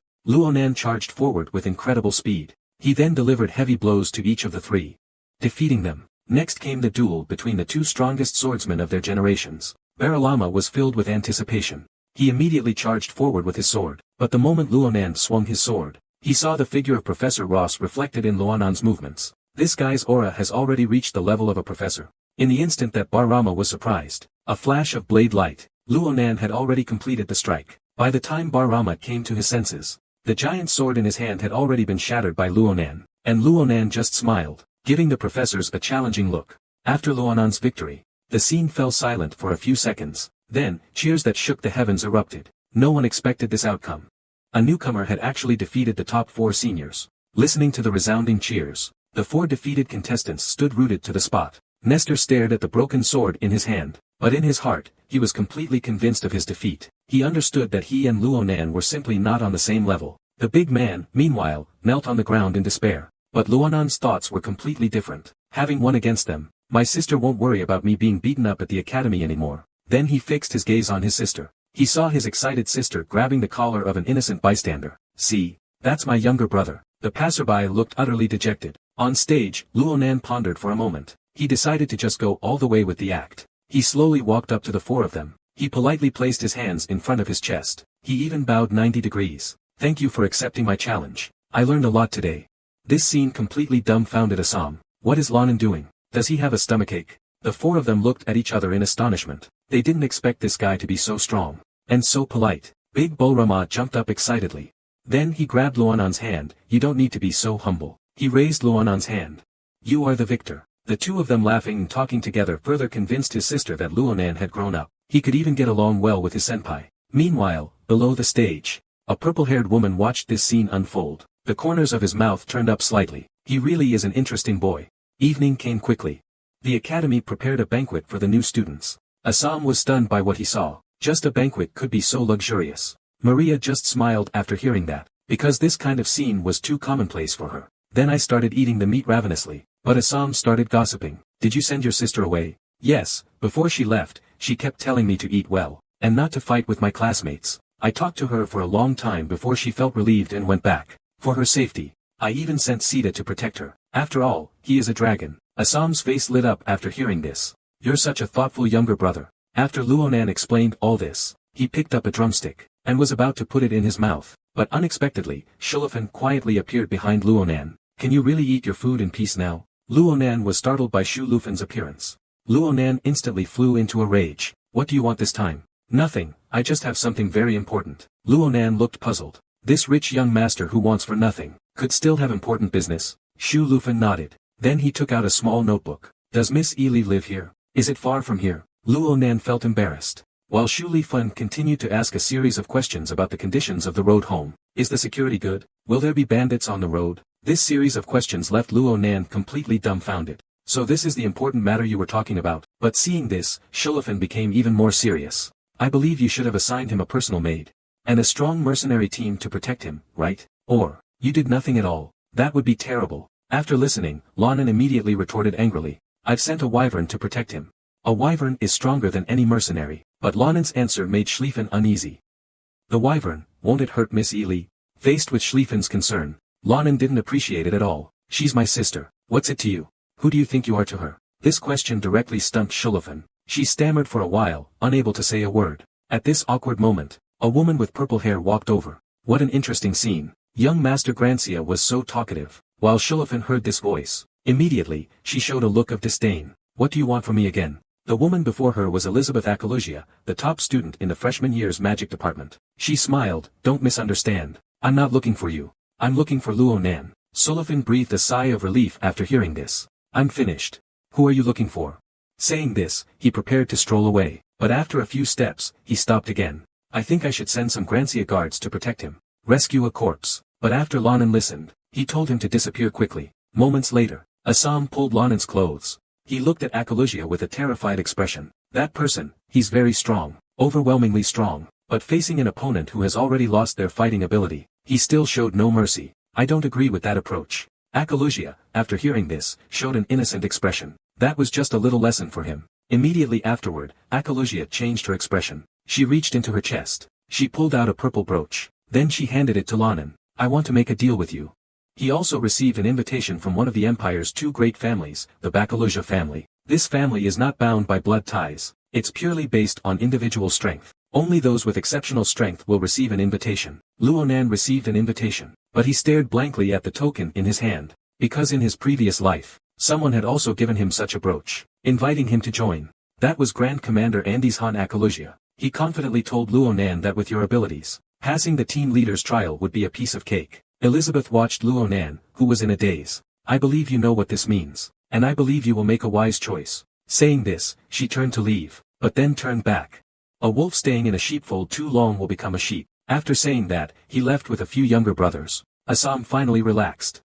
While Luo Nan had no intention of joining, he was interested in the Akalusia family's mysterious old castle, because there might be clues about the giants there. Time quickly came to the first day of enrollment. At the strength-based Phillips Royal Academy, the results of the entrance examination varied. The treatment they received was vastly different. Students with middling grades lived in the Inner Asia Hall. Not only did they have single rooms, but they even had a self-service cafeteria. But those in the bottom 30% were miserable. They all had to cram into a small wooden building. Among them were some noblemen's sons. Usually, on the first day, they'll all make a fuss if we want single rooms. We want servants. And the teachers will patiently explain to them that none of this is available. If you want to bathe, there are communal bathhouses in the hall. And if you don't study hard, you'll be staying here next semester too. Goodbye, young masters. After saying that, he turned and left. Only the noble young masters were left, staring at each other like they'd seen a ghost. Meanwhile, the top 10% of elites, including Ronan, they lived in the Nebidos Hall. This place could only be described with one word, resplendent. Even Ronan was stunned. He could even imagine Assam's jaw dropping in amazement. Just as Ronan was admiring it, the files on the desk caught his attention. They were introductions to some courses and application forms. The elites had the right to choose the courses they wanted to take, but for someone like Luo Nan, an illiterate, he was curious about every single course here. But he heard it's best not to choose too many courses in freshman year. This put Luo Nan in a dilemma. However, in the end, curiosity won out. Whatever. I'll choose everything that looks fun. After filling it out, Luo Nan looked at the application forms on his desk with satisfaction. He had chosen almost 2/3 of the courses. Since I'm a genius, I should do whatever I want. But he soon regretted it. He'd only just started his basic swordsmanship class. The teacher stared at him with a serious expression. Runin, you can graduate. Runin looked puzzled, wondering what was going on. It's only just begun. That's what I was thinking too. It's just the beginning. You just perfectly demonstrated all your swordsmanship techniques. If I let you stay here, the other students would question their life choices. After saying this, the teacher gave him the first thumbs up of the day. Then came the second thumbs up from the public skills teacher, and the third thumbs up from the hunting teacher. This drove Luo Nan crazy, because without exception, they all kicked him out. There's nothing I can do. Luo Nan could only sit by the river, questioning life. But a voice sounded from behind him, a familiar classmate. Shouldn't you be in class? Professor Nabairos from the formal academy. I see, you've finished all your classes, haven't you? Luo Nan stammered after hearing this. Is this the level of all of Dad's courses? It's far from what I imagined, although Nibiros knows this guy is outstanding, but to finish, the course on the first day is still difficult, even if this guy has an absurd learning ability. Just by looking at me once, he completely replicated my swordsmanship. Then Nibiros sheathed his sword. Since the current lessons are no longer sufficient for you, he gestured for Ronan to hand over his sword. I will give you a proper lesson. Just as Ronan was puzzled, a magically charged sword energy sliced past him, causing a sizable explosion at its end. Before Ronan could react, Nephiros spoke. That's the limit of your broken sword, even after consuming a large amount of magic. It's only this level. This simply cannot be a weapon. Then Nephiros slowly reached out and grasped his own blade, quickly moving forward with a strike. The same posture, the same swordsmanship, but he unleashed a power tens of times stronger than before. The splashing water even caused a downpour in the surrounding area. Looking at Luonan's shocked expression, Nephilim simply smiled. Now you know what you lack. The academy teacher used basic swordsmanship, and the arrogant, genius student was brought back to reality. The combined amplified power of magic and weapon completely exceeded Luonan's understanding. He always thought, weapons are merely consumables. Without magic, they won't affect one's strength. But I never expected that. Nephilim's swordsmanship with his own good sword would be more powerful than with Ronan's broken sword by several levels. It's the same swordsmanship, the same force. Luonan couldn't understand why there was such a disparity. Nephilim opened his mouth to explain. See, what you need most now is a good weapon, and you need to learn how to use magic. But Nephilim also had something he couldn't understand. This guy doesn't have a good weapon, nor does he have magic. Why can he still demonstrate such formidable strength? And Luonan is still looking down, immersed in the shocking swordsmanship just now. Luonan like this. Come to my class. Luonan was startled. Can I? You're a sophomore teacher. I'm only a freshman. Nephiros turned around. My permission is enough. And my condition is that you don't bring that broken sword. Time flew by, and the academy's first vacation arrived. Luonan informed everyone about Nephiros, and arrived before the Jesse Grancia royal family's blacksmith shop, ready to buy a good sword. But just as they arrived, Assam questioned. Is this really a noble family's blacksmith shop? It feels like a gust of wind could blow it down. Lonan broke into a sweat after hearing that, suggesting they go inside to take a look. After all, the outside looks dilapidated. Perhaps the inside is even more urgent. Luonan was dumbfounded. It's full of dust and cobwebs here. It has nothing to do with royalty at all. But Shu Lifan. He has never lied. Just as Luonan was puzzled, a giant claw suddenly emerged from the inner door. Who's disturbing my sleep? Then, a 2.5-meter tall werewolf appeared. Its eyes, full of malice, sized up everyone. What are you doing here? Can't a person sleep in broad daylight? Assam was instantly terrified. Lonan was also a little surprised. The blacksmith is actually a werewolf. He didn't speak to any of them. The werewolf's expression grew more ferocious. Are you all deaf? Luonan then took out the badge that Shulafan had given him, and showed his credentials. The werewolf glanced at it. This is the Grancia family crest. Nice badge. But these few aren't from the Grancia family. Especially the pink-haired one. I can't see a single aristocratic cell in them. So the werewolf started to make things difficult. So what if you have the family badge? You're not Grancia family members. We only serve the Grancia family. After saying that, I yawned. I was about to go back to sleep, but suddenly stopped. Then, I looked at Assam with a greedy expression. Or, I have a condition. Give me one of that soft guy's arms to nibble on. And maybe I'll agree to sell you the sword. Assam was instantly dumbfounded. Without waiting for Luonan's consent, the werewolf began to approach Assam step by step. He completely ignored the killing intent that filled Luonan's eyes. Looking for death. Luonan said, then lunged at the werewolf with a sword. He sent the werewolf flying several meters, but the feeling in his hand was strange. It was as if he'd been deflected by something. Looking up, the werewolf was wearing armor, somehow. Though it blocked the sword, but the powerful force still broke the werewolf's ribs. Invisible armor. Okay, then I'll just smash it. The werewolf was dumbfounded. He quickly explained. This was just a test. A simple test for new faces. Testing your strength, and my armor's strength. So I deliberately angered you. For this lame excuse. Luonan clearly didn't believe it. You came up with that excuse pretty quickly. Seeing this, the werewolf continued to beg for mercy. Finally, he brought up wanting a face-to-face confrontation with Schlieffen to avoid a worse fate. However, Luonan wasn't convinced because of his words. But he didn't want to see Schlieffen. Then, Luonan sheathed his sword. The werewolf also smiled and apologized to Assam. Actually, I don't eat people. I'm Didakan, an apprentice here. Buy something? I'll take you to our shortcut. This is just our entrance. Then the werewolf led everyone inside, and he pressed a hidden switch. The moment he pressed it, the ground shook violently. Immediately afterward, it rapidly sank. It turned out there was a hidden space inside. The real Cappadocia forge was inside. The Empire's largest forge. The werewolf said to Luo, "Nanny Xiao, since you've passed my test, your weapon is now my responsibility." The boy produced his treasured black iron sword, only to have the old blacksmith smash it with one blow. The boy was dumbfounded. He usually wouldn't even dare use it. But the old man remained impassive, bluntly calling it trash. Just a short while ago, Luonan and his group, led by the werewolf, arrived at this 400-year-old blacksmith's shop, Puka Padoki. Seeing Luonan's exceptional talent, the werewolf decided to take him to find the legendary blacksmith, Lao Er Renduo Long. Rumor has it that he is an old blacksmith with over 400 years of experience. Many famous swords of the empire were forged by his hand. The werewolf proudly introduced him to everyone. Soon, they arrived at the door. For such an old senior, I also finished speaking. The werewolf kicked the door open fiercely. The Lonan people were stunned. This kid is even more garrulous than they are. Then the werewolf walked in with a reckless stride. "Old man, I've brought guests." But unbeknownst to him, the blacksmith's face was already filled with murderous intent. "Didakan, you wouldn't come in without making a fuss, would you? Didn't I tell you to be quiet when I'm working?" But the werewolf, lifting his chin, proudly announced that his guest was a genius. The blacksmith, intrigued by this, immediately stopped his work and came over. The werewolf pointed to Luonan behind him. "His swordsmanship will absolutely amaze you." The blacksmith looked at Luonan's youthful face. He clearly didn't believe him.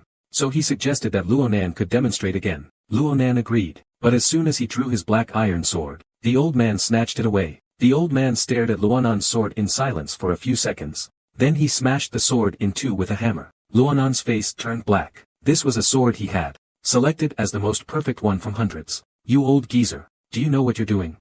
But unexpectedly, the old man casually pointed in a direction. "You're holding this broken sword. I can't judge your skill. The swords here are 1,000 times better than yours. Pick any one you like, I'll give it to you, so you don't feel cheated." Luonan was stunned after hearing this. Then he picked up a sword he liked. But the moment he picked it up, he immediately felt something different. But he wasn't sure if the difference in swordsmanship power would be that great. He wasn't certain. After confirming with the old man that he didn't need to compensate for the damaged items, Luonan gently wielded the Miyun sword, assuming a swordsmanship stance. He was going to use that move from Nibiros. Although he wasn't infusing it with magic power, the power might be insufficient. But as Luonan swung his blade, the distant boiler exploded on the spot, and the destructive power along its path far exceeded Luonan's expectations. Luonan was dumbfounded. "I didn't mean for that to happen, do you believe me?" The old man sighed helplessly. After all, he himself said he didn't need company. But what surprised the old man was that the young man before him was using swordsmanship comparable to that of Biros. He asked if Luonan was his apprentice. Luonan was startled. "You know him too?" The old man nodded after listening. His following words shocked Luonan even more. It turned out that the secret sword, Urusa, in Biros's hand was one of the old man's few outstanding works, and he informed Luonan of the quality of the sword he was using. The difference can sometimes even affect one's judgment of their own abilities. After saying that, the old man gently patted Luonan on the back. "Honestly, I haven't seen a genius like you in years, but having too much talent is also a problem. It means you'll have a hard time finding a weapon suited to you. Even finding the materials to forge a weapon is a problem. Even this mithril sword can't withstand your strength, so we'll have to add harder materials to assist in the forging process." Luonan heard this. He fumbled in his pocket for a few seconds. He pulled out something. It was the eggshell of the bluebird egg. Luonan had never been willing to throw it away. His intuition told him it was a good thing. Miao Chao took the eggshell and began to hammer it, but the eggshell showed no cracks whatsoever. The old man's eyes lit up. "This is undoubtedly the perfect material for forging a fine sword. May I use it?" Luonan nodded. "Because this shell is useless to him anymore. Come back in 2 weeks. I will have prepared for you one of the finest swords in the empire." Luonan smiled contentedly after hearing this. "Call Maria and Assam, let's go back." But unexpectedly, I was stopped by the old man. "I can't let our honored guests leave empty-handed. You two go find other masters. Mention my name. They will treat you well."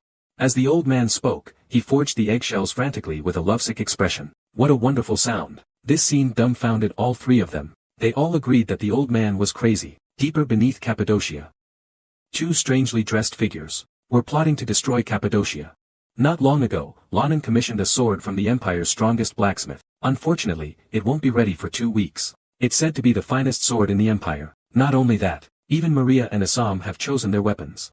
But the price will be very high. However, they don't mind at all. They even want to buy several more. Because the one paying is the sucker, Schlieffen. During the 2 weeks waiting for delivery, Lonan could only wander around the academy listlessly. But as he walked, he stopped. Because the luxurious sailboat building before him caught his attention. He vaguely remembered that Nibiros's lecture was also held here. He told Luo Nan to get a decent weapon before attending the class. So Luo Nan planned to go there after getting his new sword. But at that moment, Luo Nan suddenly felt that something was wrong.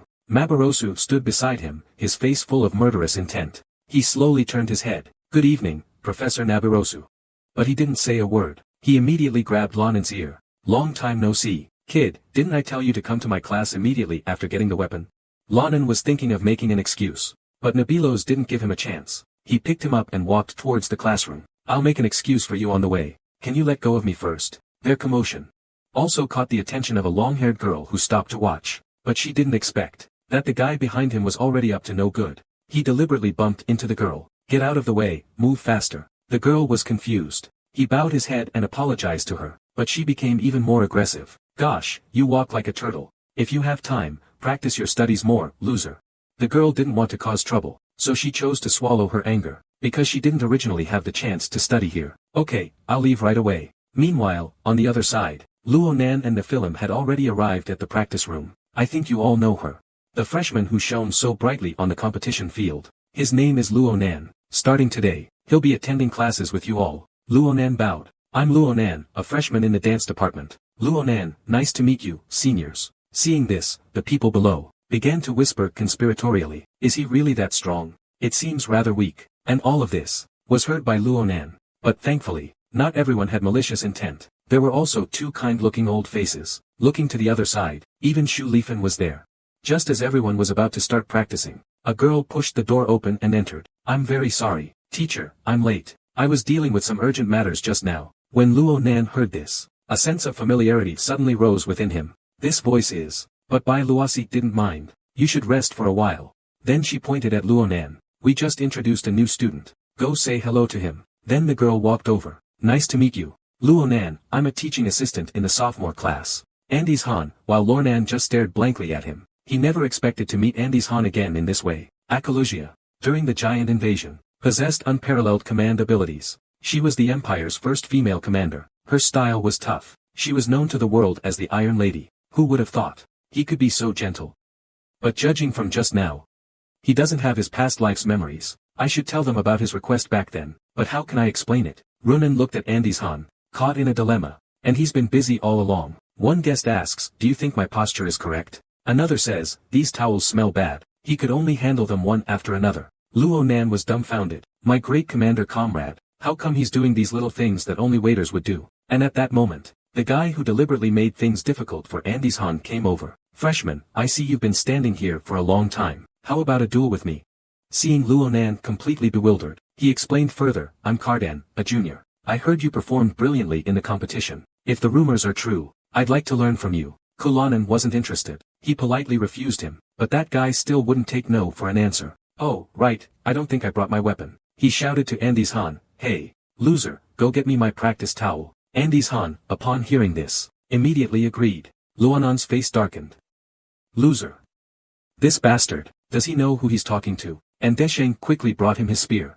But Kardang deliberately provoked him, "You fool, I've already cut my hair short. Don't you know?" Then, ignoring Ndesheng's apology, he struck him hard on the head with the spear. "You came to this academy seeking instruction. At least you should handle these trivial matters yourself." And at that moment, Luo Nan seized his spear, staring at him with a murderous look. "I promise you, we will duel."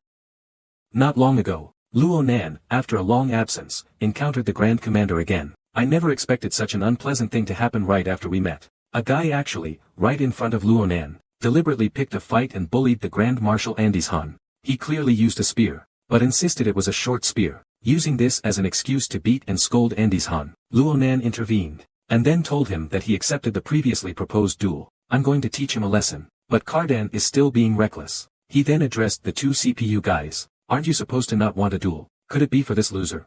So you two lowlifes feel a kinship for each other?" Before he could finish, Lonan threw him the spear. Then, with a light touch of the sword, Kaldan was sent flying back 2.5 meters, his face contorted. His long spear snapped in two, becoming a short spear. Loran then spoke, "Isn't this the short spear you wanted? Do you like it?"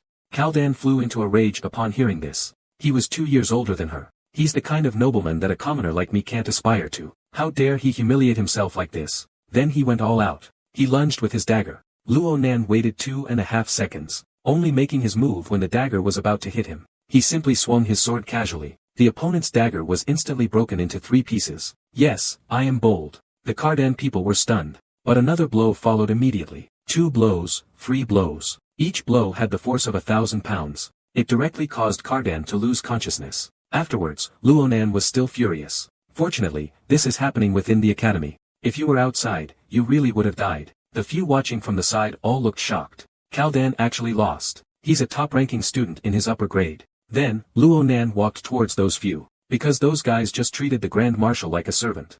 So Luonan didn't intend to let them off. Next is that impolite jerk with the towel. Don't you know how to wash it yourself if it smells bad? Luonan said, angrily striding towards the girl. Is the teaching assistant your servant, or what? This scene completely shocked the girl. Luckily, Deshan stepped in to stop him. He even stood in front of Luonan. Deshan, without his past life memories, didn't understand. We only just met. Why would he go to such lengths for someone like me, a commoner? And Luonan spoke each word clearly. Anyone can be humiliated, even me. But not you. Then Luonan remembered the Grand Commander's contributions during the giant invasion in his past life. At least in this empire, no one can disrespect you. After speaking, he gently pushed Deshan away, and the girl was frightened again. But at that moment, Nibirosa's voice rang out. Assistant Lonan. With his arrival came a terrifying aura of pressure, immediately stunning Lonan in place. It wasn't that he didn't want to leave, but my body completely disobeyed me. It was a fear. Born from the depths of my soul, like being fixedly stared at by an 8-foot-long snake. Then Andes looked at Lonan sternly. Regarding Cardan, I can let it go. But you must stop now. Lonan was very dissatisfied with Nibiro's inaction. He tried hard, struggling to make his body move, but Nibiro's didn't think so. He still stared at Luonan intently. I'll warn you one last time. Will you stop or not? Luonan showed no weakness either.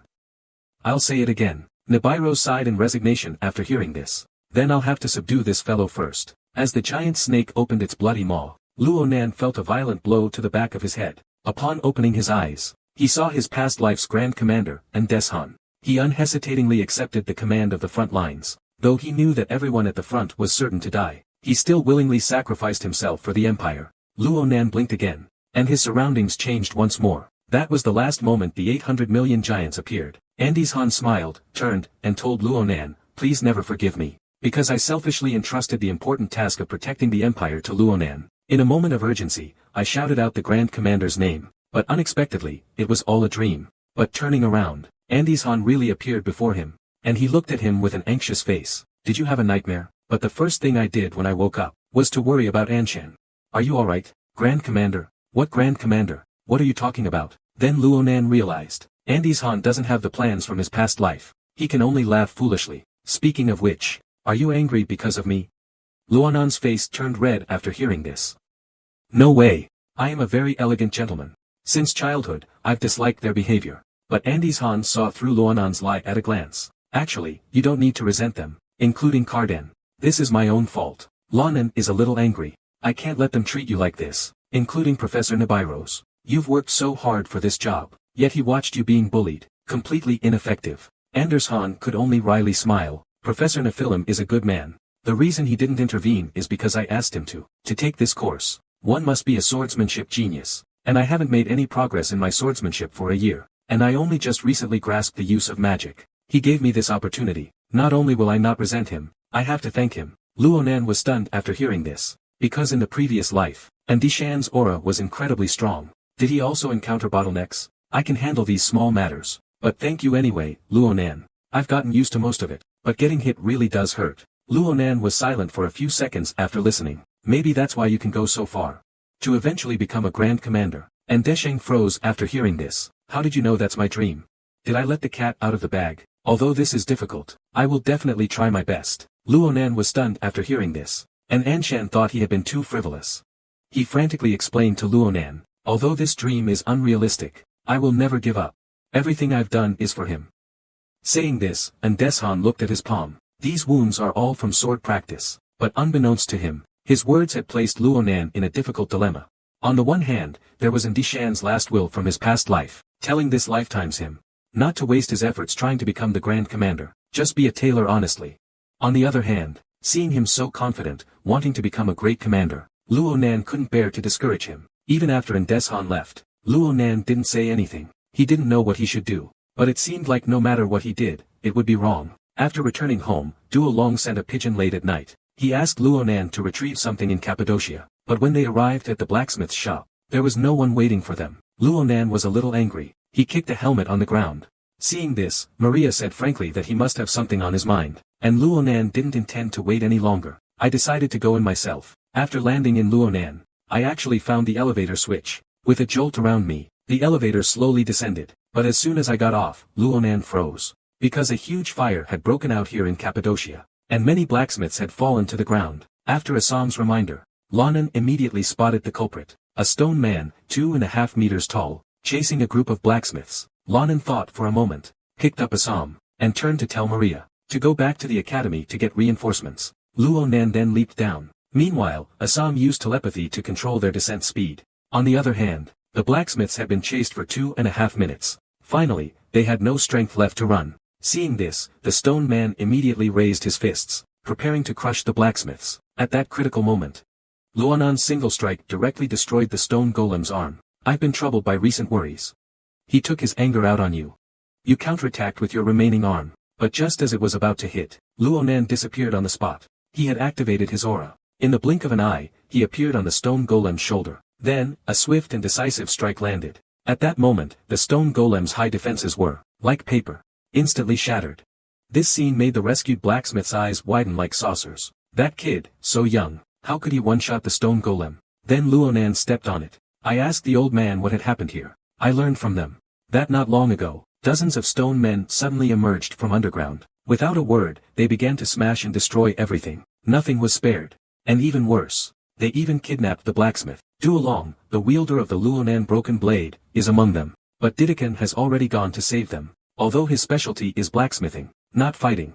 Luonan, upon hearing this, realized the gravity of the situation. He immediately instructed Assam and Sita to stay behind and tend to the wounded. Then what are you going to do? Assam blurted out an untimely question. Luonan turned around. Towards the direction the stone man retreated. Luonan was dumbfounded. He definitely had to go save Duo Long, because the sword was still on him. And deep underground, Duo Long was clutching his masterpiece tightly. Although I'm very grateful you came to save me, but you really didn't need to come. And standing in front of him was Didakan. He was already seriously injured at this point, but he still blocked the stone man for the old man. Old man, stop the nonsense. Run quickly. But the old man just stood there blankly. Your invisibility armor shouldn't work on him. Didakan was furious after hearing this. Things are already so difficult. You still say these discouraging words. Do you think I don't know if demoralizing me is useful? If you're so capable, then you do it. Use the sword in your arms. But after listening, the old man hugged it even tighter. No, this is my masterpiece. I can't insult him with my terrible swordsmanship. Saying that, he even started to worship him. Didakan was speechless. This old geezer, who's obsessed with weapons, will sooner or later get us killed. Just then, the stone man didn't intend to continue listening to their conversation. He raised both fists and smashed down. But this blow was unexpectedly caught by Didakan. But it also severely injured him. Even his invisibility armor was damaged. Just as Didakan was about to bravely face death, a red flash arrived at an incredible speed. Then countless slashes appeared. The stone golem instantly crumbled and disintegrated. And Luonan landed gracefully. Leave the rest to me. Didakan was startled. How did you get here? Wasn't the road full of countless stone men? Luonan turned around. Casually said he'd dealt with them all. Is that even scientific? I can't even beat one. Didakan listened. Instantly docile, like a wolf. He should be grateful that he survived Luonan's furious sword. Give me that. Isn't your so-called masterpiece the sword you gave me? Oh, right. Yes, although he says so. But the old man is secretly reluctant to part with it. I'll give it to you, but the scabbard isn't finished yet. Worthy of being the Empire's #1 sword. The feel in my hand is just amazing. I can't feel its weight at all. Let's let them try it. Facing several 2.5-meter tall stone golems, Luonan casually slashed out a sword energy. Its overwhelming destructive power shattered them instantly. Luonan was stunned. How could it have such formidable power? And the old man's expression sufficiently illustrates his satisfaction with this sword. What do you think, Luonan? Do you like this romantic tea? This is the name I got from the astrologer. Saying this, the old man's expression gradually became lecherous. This sword weighs almost nothing. But its hardness surpasses mithril by 100-fold. Not only that, it also has another characteristic. When it comes into contact with blood, it even has regenerative abilities. It can be said that this sword perfectly matches Luonan's various attributes. He no longer has to worry about his rough swordsmanship damaging the sword. Luonan showered the old man with praise. It made him extremely happy. To have one's work affirmed is undoubtedly the meaning of the old man's life. But Didier Khan interrupted them. This isn't the time for self-praise. We need to leave this place immediately. However, after hearing this, Luonan walked deeper. You take the old man and go first. There's a pack of rats down here. Big rats. Dick Khan looked puzzled. What are you saying, mouse? Luonan slowly walked towards the remains of the stone giant. I'm familiar with the habits of stone giants. They would never act in groups, even less likely to attack humans proactively. After saying this, Luonan turned the remains over, revealing a mysterious pattern on the back of its head. Everyone was startled by the sight. Even Duo Long, who has lived for over 400 years, has never seen such a pattern. But he was certain that the pattern still retained echoes of magic. The opponent used this method to make the stone giant go berserk. Who do you think would do such a thing? Luonan shook his head. I don't know, but as long as I go deeper, I'll be sure to find them. Having said that, Luonan took action. He quickly advanced towards the depths, carefully observing the surroundings. Sure enough, next to the footprints of the stone giant, he discovered footprints that belonged to humans, and there were 2 sets of footprints of different sizes. Keep going forward. Luonan even discovered a magic sensing stone, but this was obviously useless to him, as he has no magic. Soon, Luonan reached the deepest part of the cave. However, he didn't alert anyone. Instead, he habitually concealed himself. Then he began to observe his surroundings. The first thing that caught his eye was a gigantic golden stone statue. And below, there are 2 human-like figures. Although these 2 little things aren't striking, but this golden stone man, compared to the others, they're even toy-sized. Although they're still dormant now, but their destructive power when they move is unimaginable. Just as Luonan was figuring out how to deal with them, the woman in white suddenly spoke. Someone must have broken in. Judging from how the control over the stone giants was cut off one after another so quickly, a third party must be involved. The man in white was furious, gnashing his teeth. What should we do? We have no stone giants left, and we can't use this guy right now. Should we go up there and take them all out now? The woman in white immediately shook her head and rejected it. No, most of the blacksmith shop's facilities have already been destroyed. The Empire's smelting and weapons manufacturing technology will regress for many years. That's enough. On the contrary, if our identities are exposed, that person will definitely not do nothing. The man in white grumbled a few words after hearing this. But in the end, he still agreed to retreat temporarily. And just then, the smell of sulfur on Luonan caught their attention. It was left over from slaying the ordinary stone giant. No wonder I felt itchy. After saying that, the man in white robes cast a fireball spell at Luonan. Only when the fireball was about to hit, did Luonan react. After an explosion, but the man in white robes found that the fireball didn't hit. Quite agile, little guy. How about I tie you up first? With that, he immediately cast a spell. In an instant, countless chains of fire surrounded Luonan. The speed of his magical power concentration. These 2 guys are definitely no ordinary. Kid, tell me who you are. And how did you disable our magical sensing? If you don't want to become roast pig. Luonan stood up angrily after hearing this. This is what I wanted to ask. Who are you? I don't care how passionate your relationship is. Just tell me your names. Luonan's tough attitude instantly piqued the white-robed man's interest. Right? This is more fun this way. We're wasting time. The woman in white suddenly spoke. But the man in white didn't care at all. Let's enjoy ourselves in advance. When this empire is swallowed by starlight, there will be no chance. This sentence precisely hit Luonan's sore spot. Because the invading giants from before also said something about being swallowed by starlight. It seems they know something. So Luonan is preparing to take the 2 back for questioning. But the man in white robes has a disdainful attitude. You, a mere brat, have the ability to do that? After saying that, he raised his arm, preparing to counterattack. And this action quickly depleted Luonan's patience. A flash of blade. The man in white lost his arm and lower body. Just lie down obediently. The woman in white was stunned by this scene. Edward, he didn't even have time to react. And Lonan didn't feel the sensation of cutting through bone. So, these 2 guys are most likely not human. But in his rage, he didn't care. He grabbed the white-robed man's throat with force. Just answer my questions obediently, miss. If you don't want to end up like him, you won't escape this world. Hillier immediately cast a magic shield, repelling Lonan. So you don't intend to obey me? Lonan said, tapping the shield as he sucked blood. Not bad, quite sturdy. But the next second, the hill people were stunned. A flash of blade light, and his shield shattered. Impossible. How could a physical strike affect magic? Before he could react, Luonan's sword had pierced his body. The violent movement knocked his hat off his white robe. He revealed his doll-like, delicate face, and his long ears. But this didn't merit Luonan's attention. He viciously stepped on the woman before him. A halfling spirit. What is your purpose? Luonan's attention was entirely on the woman, completely unaware that a huge fireball was hurtling towards him from behind. The distance is less than 2.5 meters. Luonan reacted quickly. He swung his sword to block the attack. Looking ahead, Edward, whose limbs had been severed, was regenerating. But more accurately, he was using dozens of writhing tentacles to mimic limbs. The scene before him could only be described as disgusting. Let him go. Edward glared angrily at Lonan. He seemed to care deeply about the woman. Lonan understood.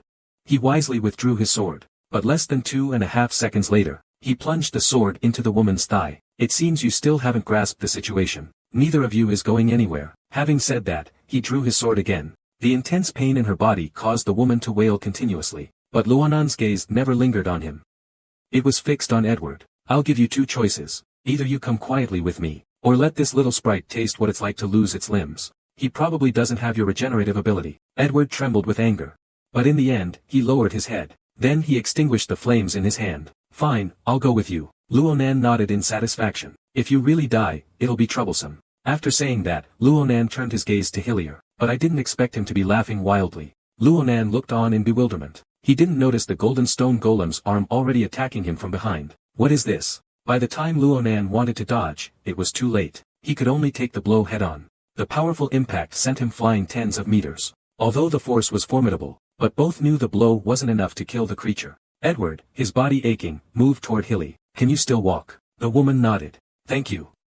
You distracted it, giving me the chance to manipulate the stones, even though it was only one arm. The giant must be badly hurt. Edward, I agree.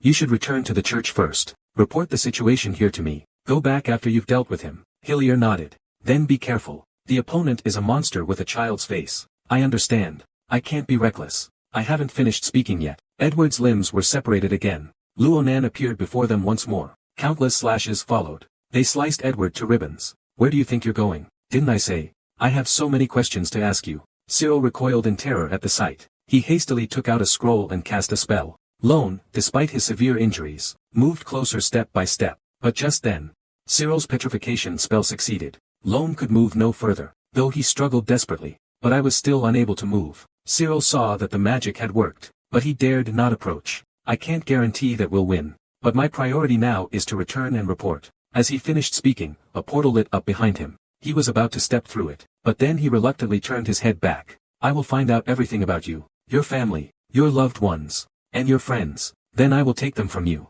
Watching Xyliel disappear little by little into the hole, Luonan was unwilling to accept it. He shouted again and again, don't go. I've finally gotten a lead on the giant. I can't just let him slip away. I absolutely can't let that happen again. Stop. Luonan shouted, using his last ounce of strength. But at that moment, a strange atmosphere suddenly lit up around them. To Cyril's surprise, he found that he couldn't move his body. I have many questions, too. Nephilim's aura appears. How dare you touch my disciple? Xyler is stunned. He thought he could easily escape, but unexpectedly, a far more powerful being arrived. Well done, Lonan, your timing is impeccable. Luonan jokingly responded. Seeing this, Nibiros was also relieved. This guy can still talk nonsense. It seems he shouldn't be dying yet. Then he shifted his gaze to Cyril. Let's welcome our honored guest. Just who is this guy? It's his aura that's preventing me from moving. Even though he was trembling with fear, Cyril didn't give up the idea of escaping. But the next second, a delicate hand reached out from behind, grabbing his pretty little face. You attacked the blacksmith. A great sin. But what angers me more is, you dare injure my disciple. Nibiros finished, his fingers tightening. Just wait and see what happens next. Hillier's face, blue from being squeezed, was roughly lifted, and the Quran before them was a huge serpent charging at them. I'm so sorry. Xinguang finished. Xyler fell because of the severe mental shock. And his words further convinced Lonan that the giant's appearance was inextricably linked to their organization. Nephiros sheathed his sword and walked over. You did well, but I will report your merits separately. Kolonan's concern wasn't that at all. What you just said about what happens next, is it just sending them to rotten in prison? Nibilos nodded. I think so. It seems you know about that place, too. Lonan felt a chill run down his spine after hearing that. Because the so-called Rodnan is a prison floating on the sea of cliffs. Legend says screams and wails never cease there, year-round. The jailers will use every means to make the rebels confess. Almost no one comes out unscathed. Listen to me, teacher. Luonan slowly stood up. Please let me participate in the interrogation of the prisoner. Nibiros immediately refused after hearing this. He feared that the cruel place would leave psychological scars on Luonan. Please, this is very important to me. Luonan used almost a pleading tone, because he didn't want to miss any clue about the giants. Nephilim looked at Luonan in silence. This was the first time he had seen this arrogant young man bow his head, but even so, Nephilim still didn't agree. And on the other side, the Cappadocian blacksmith. It was still a ruin. But thanks to the help of everyone in the academy, the injured have mostly recovered. I think it should be ending soon, Maria said, wiping away large beads of sweat. Ta, who can move 7 or 8 boxes of supplies at a time, has made a significant contribution. Assam and Sita are doing just as well. Because they used healing magic to save people, they've basically run out of mana. But more than that, Assam was more worried about Lanan. He said he'd be back soon, but it's been 2.5 hours now. Are you talking about me? The two were startled by the words, looking up towards the source of the sound. It was Lanan. I heard on the road what you did. Maria brought reinforcements, and Assam and Sita treated the wounded. Were any of you injured? Lanan pretended to be fine. Compared to us, you should be more concerned about yourself. Maria walked toward Lanan as she spoke. Assam almost scolded Lanan in a trembling voice. You're covered in wounds. Quickly, Sita, go help him heal. Sita, having heard, immediately reached out a small hand in worry, but Lanan waved her off, refusing. I'm fine. I've already received treatment. Just go back and rest, Luonan said, suddenly changing the subject. He glared at the two culprits in the distance. Besides, I have more important things to do now. A few hours later, the convoy transporting the criminals arrived at the rendezvous point. Here, Luodunan prison will send someone to receive the criminals. Nephilim and Ronan didn't have to wait long. A grim jailer soon arrived on a rescue vehicle. Then two equally grim figures got out of the vehicle. They spoke in eerie tones. Hello, Miss Nephilim.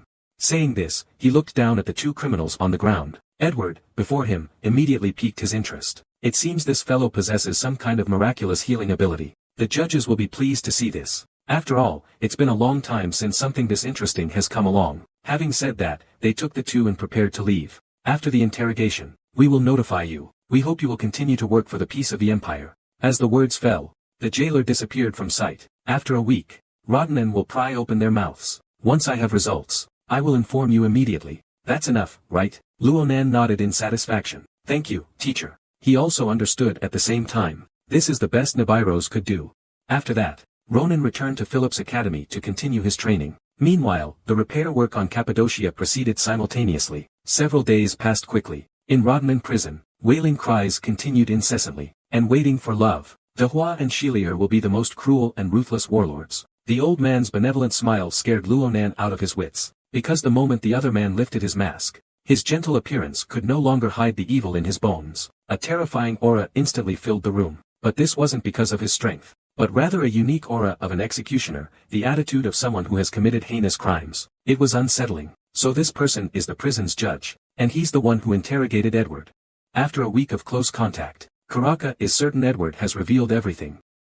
So he notified the screws to come. Would you like to see the prisoner one last time? Please follow me. I'll tell you the verdict on the way. Kala opened his mouth elegantly. Then he led the two of them towards the prison where Edward was held. Lanan looked incredulous. This seemingly amiable old man was actually Rodnan's judge. Nephilim laughed after hearing this. To be honest, I thought the same at first. But that guy is the nightmare of every prisoner here. Everyone he judged wished for a quick release. That is, by death. As the words fell, several people arrived at the inner layer of the prison. Just then, Karaka spoke. The prison is just ahead. I'll just say the most crucial part. They are from the Crocker Nebula. And that's also the name of their organization. Nephiros looked puzzled. This is the first time I've heard that name. Is it a criminal organization similar to Caliporo? Kalaka nodded. Yes, but they're far more dangerous. Firstly, their identities are unknown. Secondly, the Narinja arson case and the explosion at the Magic Engineering Academy were both their doing. Among the large-scale cases of the past year, most have been confirmed to be their doing. Luonan was stunned after hearing this. Since this organization did so much, why had he never heard of it in his previous life? That judge. Did they mention Starlight? Or anything similar to Starlight descending? Kala was also stunned. This is the first time I've heard these words. Luonan awkwardly scratched his head. He had to tell him that Edward said this when I captured him. Because, in fact, I'm from the future. 10 years later, 3 bald men with wings will invade. Starlight is the word they used. No one would believe such nonsense. I thought the matter would end there. But unexpectedly, Kalaka's face fell, and Luonan continued. I think it has something to do with their purpose. So you haven't asked yet, have you? Speaking of which, a terrifying aura instantly transformed Luonan into a woman. The source is Lakala. He immediately put on the bird-shaped hood. Then he walked straight to the prison where Edward was held. I understand. It seems our friend hasn't been entirely honest. I think I should show more sincerity. As soon as he finished speaking, the prison door slowly opened. The sight before him left Luonan speechless. Those two arrogant fellows. are now utterly broken and abandoned. Only their faint whimpers prove they're still alive. Kala slowly walked over. Our Edward is an interesting friend. He uses a unique kind of dark magic to regenerate his body. Saying that, he picked up the red-hot instrument of torture. Do you know how to get close to someone like that? It's simple, just stab him with this. Until he can't regenerate anymore. After saying that, Karaka stabbed viciously. And the stabbed Edward could only scream in agony. Again and again like that. Until the other party was barely alive. Then he stopped. Look how close we've become. At least, that's what I think. But, Karaka suddenly changed the subject. But thinking that this guy is still hiding things, I'll be very disappointed. Friends shouldn't keep secrets from each other. Don't you know that? The lovely Dehua, however, cried out his innocence. Crying, he said he hadn't hidden anything. Karaka didn't believe him. He yanked his head towards Lannan. Then why am I hearing the phrase, starlight descends, for the first time? I hope this conversation ends here with you. Not in Hillier. Because with the same treatment, he would probably die. Saying this, he turned his gaze to Hillier. He saw that Hillier's whole body was trembling uncontrollably, and he was desperately begging the other to kill him quickly. Seeing this, Lannan was a little stunned. Things had come to this point. They should have no reason to hide anything. Whether they would die. It wasn't that they didn't want to speak. It's not that I can't speak. It's like some kind of sealing curse or magic. Hearing this, Karaka instantly understood. He immediately walked outside. Please wait a moment. I'll go get something. A few minutes later, Karaka came in holding a strange object. It's an ugly thing, like an eyeball. So this is the curse eye. It feeds on curses from people. Karaka played with it in his hand for a while. Then he walked towards Edward. Let's begin. Having said that, he placed the curse eye on the other's forehead. In an instant, countless tentacles grew from the eye. Then, it pierced deep into Edward's head. The intense pain made him scream incessantly. Until 2.5 minutes later, the cursed eye turned blue. This also announced the end of the cleansing. Karaka then spoke. I'll ask again. What is the starfall? Edward gasped for breath. Starlight is an eternal presence. His blessing will save all the weak on this land. Cyril was stunned after hearing this. He hurriedly told him to shut up quickly. And for Cyril's safety, Edward could only continue to speak. The arrival of Starlight is the wish of our lives. We will eliminate everything, waiting for his arrival. Having said so much, it's too complicated for an old geezer like Karak. Meaning something's coming, right? Edward nodded. The gorilla's children. Edward revealed their organization's ultimate goal. That is, to help the giants clear obstacles. Let them successfully land on Earth. Hearing this, Luonan could no longer suppress his anger. Because they were the culprits who destroyed the empire in his past life. Luonan walked towards them step by step. Seeing this, the judge quickly urged him to calm down. But Luonan only walked in front of Edward. Then he took a deep breath. The children of the stars you mentioned are the Ahiyutis, right? Hearing this, Edward's nerves instantly tightened. Where did you hear that name? How did you know? But before Edward could ask more questions, his forehead rapidly swelled. In a moment, his entire head looked like a balloon about to burst. Luonan was startled at the sight. Is he going to burst? Pulling Luonan back, Kaka immediately unfurled a magical shield. At that moment, Edward's head exploded. A large amount of blood and fluid splattered, but it was all blocked by the shield. Then, a steady voice came from beneath the judge's mask. I didn't expect this to happen. This curse is stronger than I imagined. And there might be more than one. I guess the first part of the curse is that they can't reveal their purpose to others. If the first part of the curse is removed, then the second part of the curse will be activated, making their heads explode. Before Luonan could hesitate any further, the hand on his shoulder tightened again. Then, Luonan, unparalleled. What is a Haiyut? Kalaka stared intently at him, then spoke. If this is a secret within the Klaser Nebula organization, then how would you know? As he spoke, he began to gather his magic. As the judge of this case, I need to know everything, so can you tell me? Luonan was startled by this sudden terrifying atmosphere, but still answered calmly. I just happened to overhear it. Underneath Cappadocia, I was the first to discover them. If that word caused you any distress, then I apologize. Luonan said, pulling away the hand he'd been using to intimidate himself. Is that explanation sufficient? Looking at Luonan before him, Kalaka was stunned. Although he didn't believe Luonan's words, his intuition told him otherwise. This child is incapable of harming the empire, because in his eyes, I see a firm will boiling. Is it responsibility, or belief? No, neither. It's anger towards them. At that moment, Nephiros drew his sword, halting him. His bright eyes glared fiercely at Karak. Are you questioning my disciple, and doing so right before my eyes? Of course not. I was just confirming. Karak quickly forced a smile. It's best to be careful in everything you do, isn't it? I'm sorry. Looking at the other party's docile appearance. If all men were fools, then I'm glad our misunderstanding is resolved. But Luonan knows that he was in great danger just now, because that old man intended to judge him as well. Regardless, it's a shame to have lost a cursed eye, but usually, they have very strong vitality. Karaka looked at the intact cursed eye on the ground and spoke. But Lanan was very skeptical of this little guy. Are they that strong? Yes, and if you look closely, they're quite cute. Want to touch it? Karaka was joking. He discovered with horror that the cursed eye on his shoulder had turned blue. That meant he had absorbed a curse. But whose? So far from Cyril, it couldn't be him. Could it be him? Karaka turned to look at Lanan. I just touched him while using the magic shield. In that instant, it absorbed the curse. Karaka quickly took off the cursed eye, walked towards Lanan, and placed it in his hand. The cursed eye visibly expanded at a rapid pace. Then it exploded. Ignoring Lanan's surprised reaction, Karaka grabs his hand and begins to examine it, unable to bear the touch the moment it made contact. Listen to me. I think you're cursed. Runan is puzzled. What nonsense are you talking about? Karaka begins to explain. Have you ever felt restricted? For example, I can't run, or I can't lift certain things, etc. The curse limits your actions. Hearing this, Luonan lowered his head and said nothing. So the reason why I can't use magic is because of the curse's limitations. Seeing this, Karaka didn't ask any further questions. It's okay if you don't want to talk about it. Remember this. This curse is extremely powerful, and it's full of malice. This conversation is over. Luonan and Nibiros prepared to leave. As soon as I break all of Hiller's curses, I will notify you. But because the curse on him is very powerful, it will take a considerable amount of time. Nibiros nodded. I understand. Just report back to me then. Then Karaka turned to Lanan. But after looking for a long time, the other person didn't react. It seems you have something on your mind. Hearing this, Lanan finally snapped out of it. Yes, a little, since I learned I was cursed.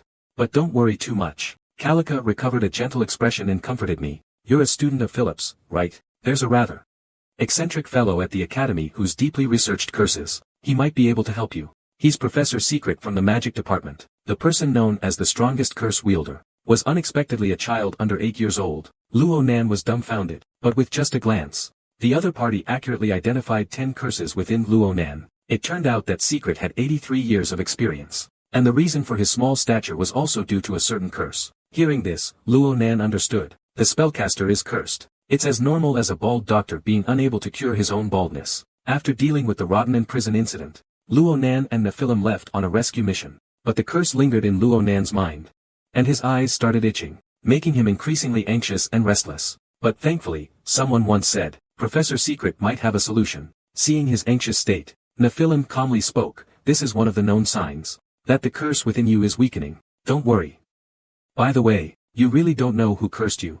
Lanan shook his head after hearing this. I can't even imagine who would do such a thing. I'm usually so kind and gentle that it's impossible for anyone to hold a grudge against me. But Nibiros doesn't agree. He could only quietly turn his head towards the window. Because the image of Ronan's rampage at Cardane is still vivid in his mind. But unexpectedly, Ronan spoke up, saying, Thank you, Professor Nibiros. You helped me stop that old man. His eyes were so fierce. If it weren't for you, I think he would definitely have arrested me and forced a confession, on a trumped-up charge. Nibiros just smiled after listening. This is simply my duty as a coach, he said. There's nothing to be angry about. Luonan looked at Nibiros, and a feeling of fondness spontaneously arose in his heart. Not only is his swordsmanship superb, but he's also a surprisingly good person. The more I look at him, the more he seems like a good person. But strangely, why didn't I meet such powerful people in my previous life? Spirits should appear on the battlefield. Did the Krauser Nebula do something to them? Or what? Luonan wouldn't know. Late into the night, they returned to Philip's. But early the next morning, Luonan eagerly went to a place. The Ministry of Magic's exclusive practice space, Stone Column Park. There, Luonan immediately saw Anders and Nibiros, who had been waiting for him. He asked them to help him find Professor Secret. He greeted Luonan with a smile. It's been a long time. If it weren't for the professor's orders, I might have seen you much later. Fortunately, this robber's dazzling charisma left Luonan completely at a loss. Coupled with his extreme inner conflict about that matter, how should I tell him? What should I do? Where should I begin? Forget it, let's smile first. Luonan awkwardly squeezed out a smile. Long time no see, assistant, how are your parents? Andersson was stunned after hearing that. Then he nodded. Everything was fine, because ever since that incident, Kaldan has been afraid of Andersson. Every time they met, he could only keep shouting, use your spear. I won't change, although it sounds bad. It actually is pretty bad. Lanan was stunned after hearing that. He didn't expect that such a small action of his would cast such a large shadow over Cardan. Then Anders suddenly changed the subject. Professor, I hear, you want to lift the curse within you? Yes, Ronan nodded as he walked. Yes, someone told me to come here and look for Professor Secret. But Ronan glanced at the gloomy surroundings. and knew this professor, how eccentric his personality is. Anders Han could only smile in agreement after hearing that. That's right. His unique office is impossible for anyone outside the Ministry of Magic to find. So I asked a junior, a close friend from my university, to guide us, but she seems to not have arrived yet. As soon as the words fell, a purple figure appeared before him. Then, like a kitten, it pounced into Anshan's arms, and in a sweet, coquettish voice, it said, "I missed you. Anshan, sister, this is a new spell I learned." Anshan responded by hugging him back. "Me too, Eli, long time no see." Luonan was stunned by the scene. This purple-haired girl was definitely the one who was chattering on and on about, and mentioned someone named Yang, Elizabeth de Akaruja. "I'm sorry to bother you suddenly, but something unexpected has happened. I need your help finding Professor Securik." Meanwhile, Elizabeth was still kissing Andershan's hand with a love-struck expression. "As long as it's your request, I'm willing to do anything, but why would you suddenly want to find a teacher?" He hadn't finished speaking, when he noticed the extra person, Luonan, standing nearby. Their eyes met, and both fell silent. He hadn't expected it to be an old acquaintance. Luonan broke the silence first. "Long time no see." This scene instantly made Elizabeth bristle. How is he here? But even more shameful was her own recent behavior. Even so, Elizabeth still set off with Luonan. After walking for a long time, they arrived before an old house. The surrounding environment grew increasingly gloomy. This made Luonan increasingly uneasy. "You wouldn't intend to bury me here, would you? As the price for me seeing what I shouldn't have." But upon hearing this, Elizabeth bristled. "Don't call me that. Anyone else want to bury you?" "Ah, be quiet. Just follow me." Elizabeth walked towards the house, puffing angrily. Lonan slowly followed behind her. Surprisingly, the general was so close to this child. But then again, they are all members of the Akalugia family. Is there a special relationship? Before Lonan could guess further, the two walked into the house. But what met their eyes was an old woman asleep. "Is he Professor Secret?" Elizabeth turned her head. "Don't get excited, we still have one stage left." Under Lonan's questioning gaze, Elizabeth slowly walked to the old woman. Although the floorboards creaked under their feet, the old woman showed no sign of waking. Elizabeth raised her arm, then began to chant, "Cash Palana Jader. Pyri Lim Kai." As soon as the words left his mouth, a purple magic instantly dispersed. Luonan quickly lowered his head to look at the old man, but his condition didn't seem to have changed. But suddenly, the old man's eyes snapped open, and he opened his mouth wide, expanding rapidly. In a moment, it grew large enough to swallow them both. Luonan instantly became alert. He took a step back, but Elizabeth remained unusually calm. "No need to make a fuss." Then she walked into the old man's mouth. Once inside, the view opened up dramatically. It was an office made up of countless books.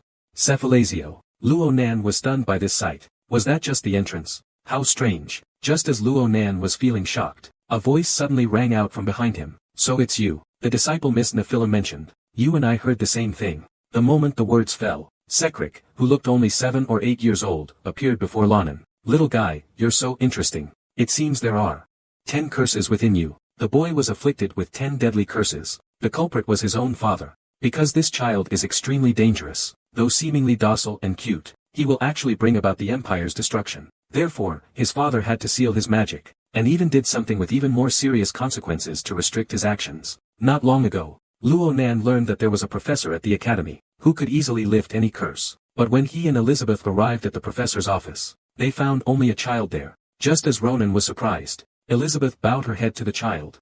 "Hello, Professor Sekrik." Ronan narrowed his eyes at the sight. Such a young child, seemingly only a few years old. How could he possibly be the professor? Sekrik seemed to notice Lonan's confusion. "I'm actually well over 80 years old. I just appear younger." "But it's a curse, in fact." Lonan chuckled after hearing this. "I didn't expect something so interesting." After explaining all this, Sekrik snapped his fingers. A giant geometric magic array instantly appeared beneath Luonan's feet. Countless translucent characters followed. "Let's lift the curse first." Luonan suppressed the urge to scream. He stared intently at the characters emerging from his body. "Why is this thing inside me?" Secret didn't answer. He simply spoke on his own. "This is a spectacle I've never seen before. So many curses can exist simultaneously within a human body, and they're ancient curses, close to the source." After listening, Luonan muttered a curse under his breath. "So, can these be solved?" "Usually, I would assert that there are no curses that cannot be lifted. But this time, I can't be certain, because these curses are almost entirely unknown. Even so, Sekhmet still decided to try a new method. I will create an imaginary world within your consciousness, where I will project the curse that torments you. You only need to do one thing. Find the source of the curse that binds you, and destroy it." Luonan frowned after listening. He didn't quite understand what the professor was saying. So I have to enter the dream and break the curse. But how can I recognize him? You'll recognize him instantly. By instinct, Secret said lightly. Then he placed his hand on Luo Nan's head. Take care, as magic trembles. Luo Nan's consciousness was thrust into a magically created world. When he came to his senses, he was already in a forest. The further Luo Nan walked, the stronger the feeling of familiarity became, because wasn't this his home? How could the root of the curse be here? Before Luo Nan could hesitate much longer, a burst of children's laughter pulled him back to the present. Such a familiar sound. Runan quickly turned his head. Before him stood his older sister, Elir, from his childhood. He quickly rushed into the house. I'm back. The first thing Mom did when she came in, he stared at his younger brother with shining eyes. So cute, but Ilir was puzzled. Why does little Luo Nan sleep so much? Is he sick? A woman, who looked just like Ilir, his mother, answered with a smile. Because babies need a lot of sleep to grow healthily. So, Ilir, you need to sleep more too. Speaking of sickness, if Xiao Luo Nan is really sick, as her older sister, I have to take good care of her. Elir excitedly pumped her fist after hearing that. Of course, I will always protect her. Luo Nan watched this harmonious family scene. Will I ever have such a moment in my life? Luo Nan watched, lost in thought. She even forgot why she came here. The purpose of. Undoubtedly, this is footage of Luo Nan shortly after his birth. So the baby in that cradle, is that me? Luo Nan was dumbfounded. Was I a baby when I was born? I always thought I was an adult from the start. And the reason he had this thought, it's because his childhood memories were sealed away, and he lacked a bit of knowledge. But just then, the sound of a door opening came. An eerie feeling instantly swept over Luonan's entire body. He tried hard to turn his head to look, but he found that he couldn't move. So Luonan could only stare straight ahead at the shapeless black shadow before him. He slowly walked in, but his family seemed very happy. You're back so early. Ilir even immediately rushed to hug him, but the shadowy figure flung his hand away. He walked straight towards little Luonan. Mom thought he couldn't wait to see his child. So she smiled and told him, the baby is in the cradle, but the dark figure reached toward the mother. Then it spoke words Luonan couldn't hear. In a moment, the mother's consciousness began to fade. What danger? What are you saying? The sentence wasn't finished. He fell to the ground. This scene stunned little Ellie. She didn't understand what her father was doing. She was only worried about her mother who had fallen. But the next second, the dark figure aimed its hand at Ellie again, repeating the same action. The moment Luonan saw it, sadness and anger welled up in my heart. You scoundrel. What are you doing? But what shocked Luonan even more was yet to come. Countless translucent characters appeared out of thin air from the black figure's arm. It was the same curse that had previously appeared within Luonan's body. With a flash of light, the curse was implanted into young Luonan's body. At that moment, he understood. The guy before him was the source of the curse. And this place didn't seem like a virtual world. It was more like someone's memory. Luonan gritted his teeth. I must kill him. Meanwhile, outside, Secret's hands began to tremble uncontrollably, even though he had prepared so thoroughly. But this magic still left him almost depleted of his magical power. What an absurd curse. Elizabeth had never seen the professor in such a predicament. Even the professor reacted like this. Then how many curses are actually inside him? Regardless of the curse's power, there are about 10 inside him. Elizabeth was too surprised to speak. 10. 10 curses. Then if I were to instantly remove that many curses, it would use up a lot of magical power. It's no exception. But Secret shook his head after hearing this, saying, that's not actually the case. Because right now, the number of curses I'm dealing with is only 1. While the boy is deep in his dreams, eliminating the curse. But I discovered a terrible thing. My father before me had not only beaten my sister and mother, but had also implanted 10 powerful, deadly curses into my young self. Seeing this, Luonan couldn't accept that this bastard would attack his own family. He gritted his teeth, swearing to kill him. But at that moment, he still couldn't move. Until the shadow stepped out the door. The restraints on his body were finally released, but Luonan didn't immediately chase after them. Instead, he ran to his sister and mother. He anxiously tried to help them up, but his fingers passed right through their bodies.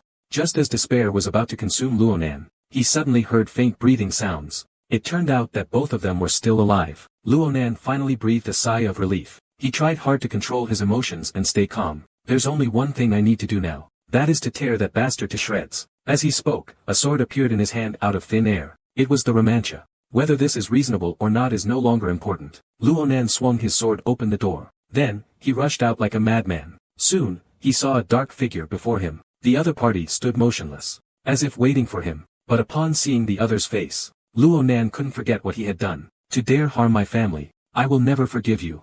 After saying that, Luonan rushed towards the dark figure at full speed. But he didn't expect the opponent to condense magic, actually conjuring a sword out of thin air. His attack was unsurprisingly blocked with ease. Luonan was stunned. He hadn't expected the dark figure to possess such an ability, but what surprised him even more was yet to come. No matter how Luo Nan attacked, he effortlessly deflected even the dark shadow's attacks. It was as if he were toying with me. As the battle continued, Luo Nan sustained multiple wounds. Then, the dark shadow unleashed a powerful attack, piercing Luo Nan's chest cavity. The unbelievable speed made it impossible for him to react. Luo Nan fell to one knee. Multiple wounds had rendered him almost combat ineffective. But the dark figure only glanced at him, then left without looking back. Luo Nan struggled to his feet. It can't end like this. I still have so many questions to ask that bastard. His gaze fixed on the dark figure. Then he let out a hoarse roar.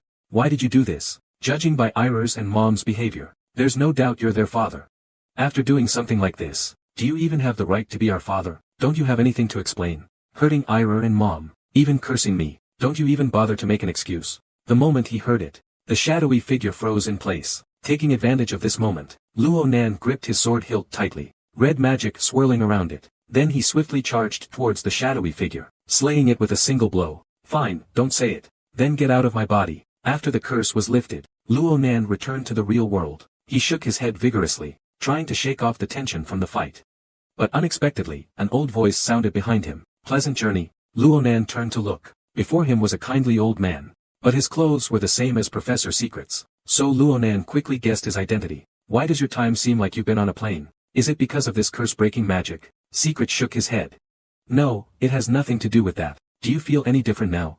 Luo Nan focused, resisting the other person. Abundant magic power manifested densely all over his body. Honestly, I sensed you were unusual from the start. And now, you're even more terrifying than I imagined. The professor smiled with relief after hearing this. It seems you can now perceive magic correctly. In the time that followed, Luo Nan told the professor everything that happened there. The professor wrote it all down in his notebook. The curse within you is based on memories you don't even know you have. But why do you think that man is your father? Didn't you say you couldn't see his face? Luo Nan lowered his head and pondered for a long time after hearing this. I can sense it from Iril and Mom's attitude towards him. And most importantly, when he was hurting my family, I felt a wave of sadness. A very unfamiliar feeling. Looking back now, that must have been the guy's emotions. Secret nodded. Then continued to delve deeper. And Lonan didn't hide anything.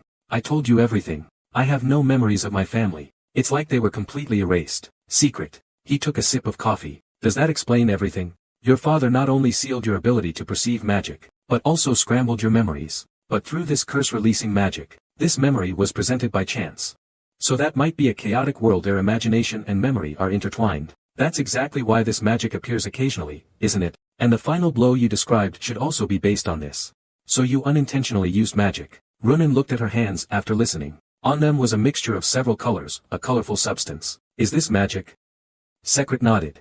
Although you can now perceive magic, to handle and use it like a normal person, you'll need to remove at least 2 more curses. This process will be long, because the curses on you are unknown and powerful. So go home for today. I'll let you know when I'm ready. Just as Secret was putting on his laptop, Luo Nan froze. He didn't know when it happened, but the professor had reverted to his childlike form. His physical condition is complicated. Generally speaking, it's similar to yours. Luo Nan was dumbfounded. So you must be very tired usually. Meanwhile, in Cappadocia's underground, after the Duke of Grancia learned about the stone giant, he came to the scene in person. He looked up at the stone giant. It was much bigger than he had imagined. But he heard that the one who stopped this wasn't Nibiros, but one of his students. This puzzled the Duke. What kind of monster was this, to possess such power? As the Duke was lost in thought, a young man with a righteous face appeared behind him. This person was none other than the Duke's personal guard, Dallin. You've arrived. How is the repair work at the blacksmith's going? Darren replied respectfully, everything is proceeding smoothly. It said that a full recovery will be achieved within a week. Furthermore, we have investigated those scoundrels according to your orders. But unfortunately, we haven't found any other clues. Seeing the Duke deep in thought, Darren continued. Conversely, through Phillips, we found the student's location. Do you want to see him? The Duke nodded. It seems that it should be so. As he spoke, the stone giant's red eyes lit up, and slowly prepared to attack. And all this, Darren saw everything. Your Grace, I apologize. I would ask you to stand aside, please. Leave this to the knights. He placed his hand on his sword hilt, as if ready to draw at the Duke's command. But the Duke offered him his hand instead. But the Duke extended his hand to him. No need. The stone giant's attack is about to hit. The Duke reached for his sword. They can go attend to other matters. Having said that, he quickly drew his sword and slashed backwards. The moment the sword energy struck, even the gigantic golden stone giant disintegrated in an instant. The Duke sheathed his sword after the strike. He turned around with a calm expression. Let's go. Let's go see Philip's little hero. When the boy opened the door, he found a magically dirty monster suddenly appearing outside. He couldn't help but mutter a curse. But the other party was startled. He quickly apologized. Or should I cut out your tongue? Luo Nan wasn't about to be outdone. No soliciting allowed here, but your attire doesn't suggest you're a peddler. You're more like a gatekeeper for a noble family. Hearing this, the black magic emanating from the other person intensified. It seemed like they were about to attack any second. At that moment, Luo Nan noticed something strange mixed in with the other person's magic. It was familiar, but he couldn't quite place it. Just then, an arm stopped Darren. Enough. We didn't inform you beforehand. But Duke Darren wanted to continue, only to be interrupted again. I apologize, Lonan. I apologize for my knight's rash behavior. Though it's presumptuous of me to say so, may I borrow a moment of your time? A middle-aged man with blue hair spoke elegantly. At that moment, Luo Nan learned their identities. He quickly nodded. Soon, they arrived at Luonan's dormitory. The Duke immediately took out an exquisite box. Inside was a brand new scabbard. Why are you giving me this? Luo Nan was completely bewildered. The Duke leisurely sipped his tea. Master Doran of Cappadocia asked me to do this. He almost begged me to. But besides that, I also want to express my gratitude to you in my own way, the Duke said, his gaze falling on his accessories. Our Grancia and Cappadocia have been long-term partners. This pale road I walk is also a creation of the great Dragon Master. So I should be even more grateful to you. You saved Cappadocia. After speaking, the Duke reached into his bosom. He pulled out a Grancia insignia. Lonan was startled. Because this thing alone could buy the cattle of at least 3 villages. Lonan thought he would only receive one when Shulafin was having an episode. Meanwhile, Maria and Assam on the other side also received the Duke's gift. I hope they'll like them too. Lonan nodded, for he seemed to be able to imagine the two of them expressing their gratitude. Speaking of which, the Duke suddenly put down his cup. Well then, let's talk about something else. Can you tell me the mastermind behind this? I'm very interested. After he finished speaking, terrifying magical power erupted from his body. Luo Nan was instantly dumbfounded. Is this the head of the Grancia family? His power is truly terrifying. I don't know how much you understand, but these damned rats are even crazier than we imagined. They're running desperately. I can only try my best to catch them. Hearing this, Dalan's temples bulged with visible veins. He uncontrollably emitted a glowing magic aura. Lonan stared, dumbfounded. It seemed that as soon as those fellows were mentioned, this Dalan would have a strange reaction. Thinking about it carefully, his magic seemed exactly the same as those two fellows. It gave off a dirty, uncomfortable feeling. So, are they in cahoots? Seeing Luo Nan spaced out, the Duke was full of doubt, asking what happened to him. What's with this reaction? His subordinates were emitting such strong magical power. He couldn't see it. A powerful figure renowned throughout the continent. They can't even see these things. Luo Nan couldn't believe it. Could it be that only I can see them? So, to verify his hypothesis, Luo Nan slowly spoke. Do you know about the Starfall? The Krazer Nebula is the organization that supports the Starfall. As soon as the words left his mouth, Dalan's eyes flashed with malice again. But the Duke remained completely unaware. Did you discover this yourself? Lonan scratched his head. Yes, I merely, gently, removed their limbs. And they immediately confessed. Lonan deliberately made an exaggerated expression as he spoke. It was quite amusing. Watching those bastards cry, begging us to spare them. Need me to elaborate? The Duke quickly waved his hands. No need. If I hear any more of this, I won't have an appetite for dinner. Luo Nan smiled and shrugged. His suspicions have been largely confirmed. There's really no need to continue. Luo Nan looked up. He saw that Dalan's killing intent had completely spiraled out of control. His body was covered in dense magic. At the same time, the Duke also stood up to leave. So Luo Nan quickly stood up as well. He couldn't just stand idly by. Regarding those bastards, there are a few more things I need to let you know, but someone as busy as you shouldn't be held up, because it might take a long time, Luo Nan said, suddenly looking at the notebook beside him. So, wait until I've organized it all. I'll give it to you tomorrow. You'll definitely be happy. Because it's about a Hayuts. Last words. Lonan said it especially loudly, as if deliberately telling Dalan, if you don't kill me, a Hayut's secret will be revealed to the world. Night fell. While Luo Nan was fast asleep, Dalan suddenly appeared before him. Without hesitation, he immediately swung his sword. But just as it was about to hit, Luo Nan vanished. Immediately after, a voice appeared behind Dalan. I told you he'd come tonight. Nice to meet you.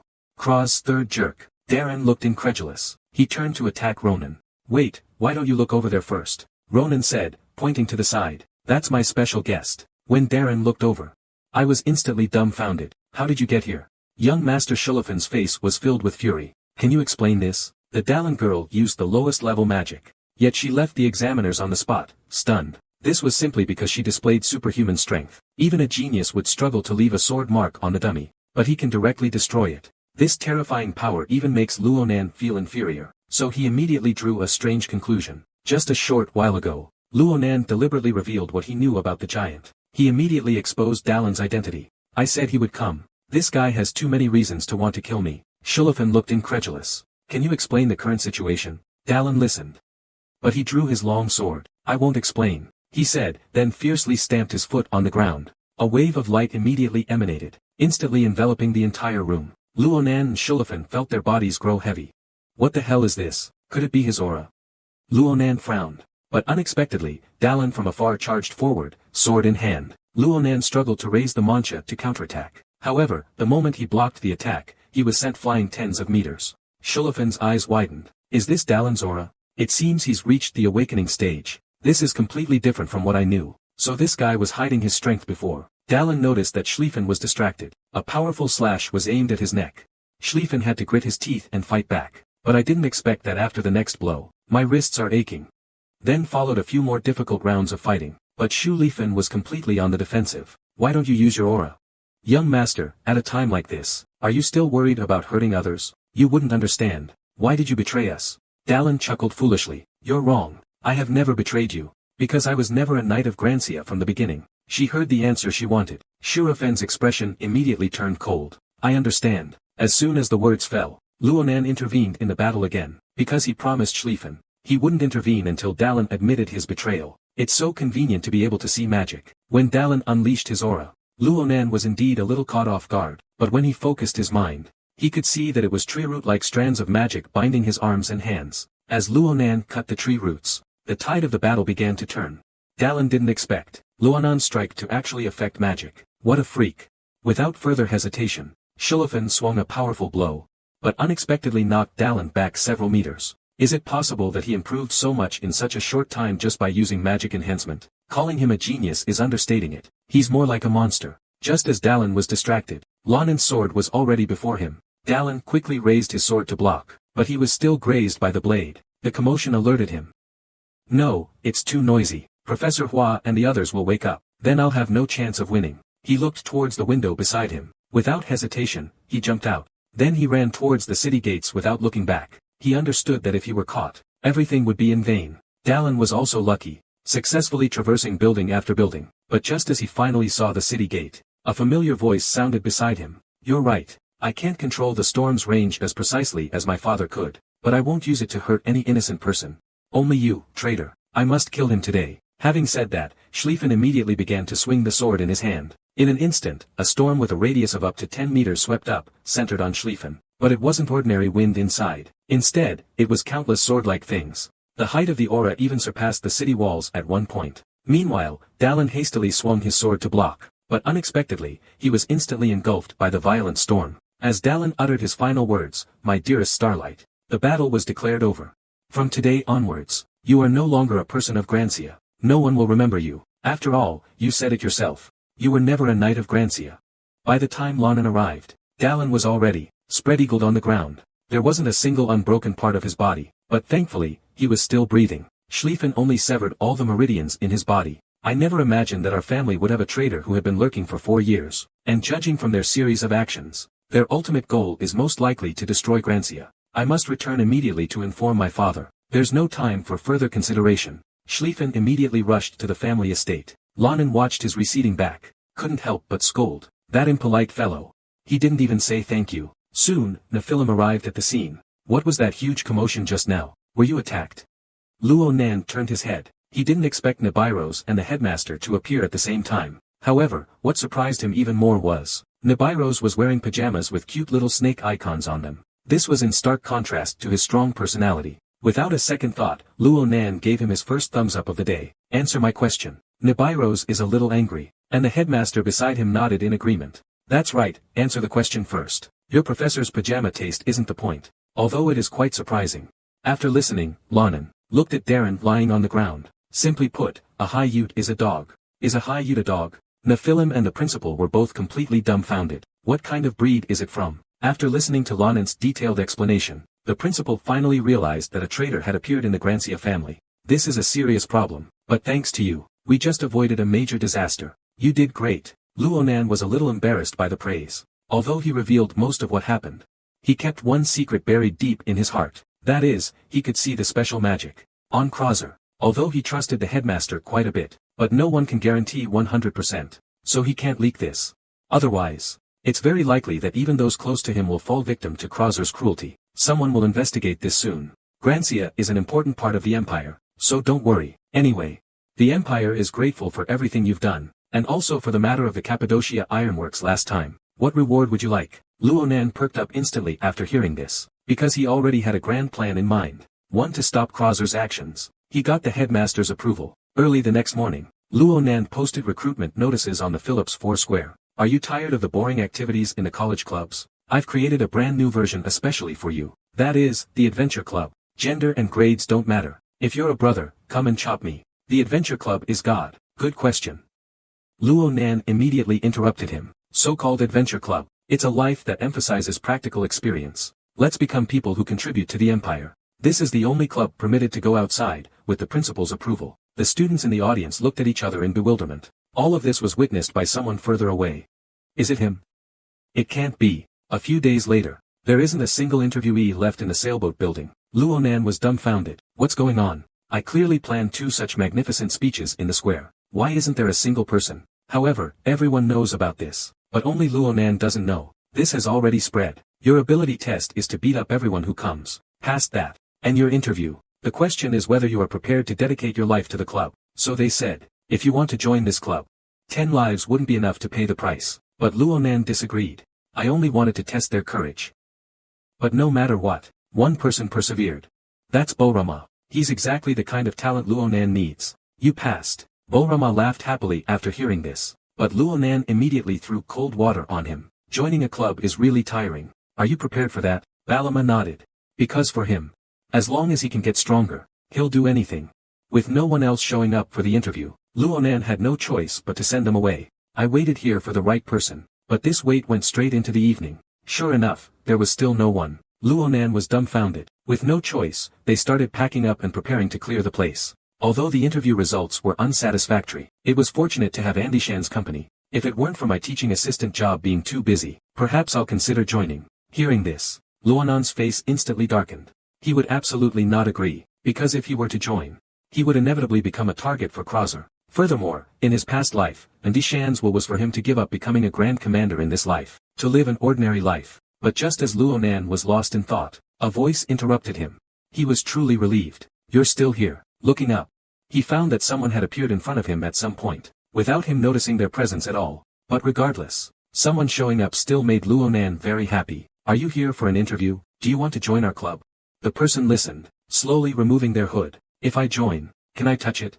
Those words caused. Luonan was immediately flustered. What kind of tiger? Wolfish words, but thankfully, after the explanation, Luonan understood that the other person actually wanted to touch Zeta. Oh, you mean that? He's always with me. If you join us, you'll definitely be able to touch him. The girl's face turned red after hearing this. He didn't hide his fondness for the little thing. Only then did Luonan clearly see that she had gray hair and red eyes. And she had appeared silently. This was definitely not something an ordinary person could do. Luonan pointed to the dummy beside him. Show me your abilities on this puppet first. And tell me your name and age.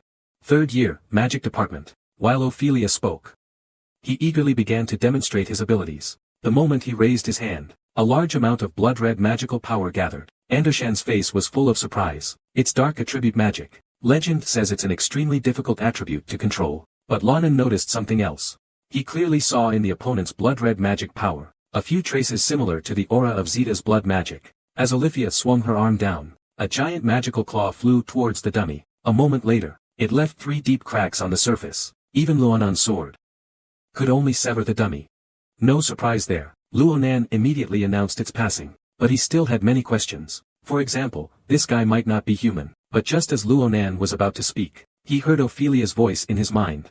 It's a kind of telepathic magic. Only Lonan can hear it. Yes, just as you see. But please keep it a secret. Unnecessary trouble. Let's talk somewhere else. I have something I want to ask you, too. In this way, Ophelia and Lonan came outside. He also got his wish. He held the Zeta in his hand.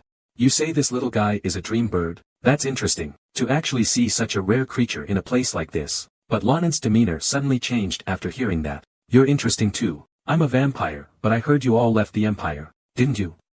After Ophelia's explanation, Lonan learned that vampires still live in Philadelphia. They just keep a low profile. They haven't been discovered. Then why are you risking discovery by joining our club? Is it for Zeta? Ophelia nodded. Because he sensed blood magic on the little creature the first time he saw Zeta in the square, so he was very curious. It was true that Zeta possessed vampire abilities. He could already gather blood when he was an egg. Ophelia was stunned after hearing this. How is that possible? Blood magic cultivation usually takes 3 to 5 years. You said he mastered it in just 2 months, and has such a high density of blood energy. This makes me even more interested in this little guy. Can I ask you and Zeta something? Honestly, I don't want to leave after seeing him, but I have to go back to my research. However, I need something from him. Ophelia looked at Lonan pitifully.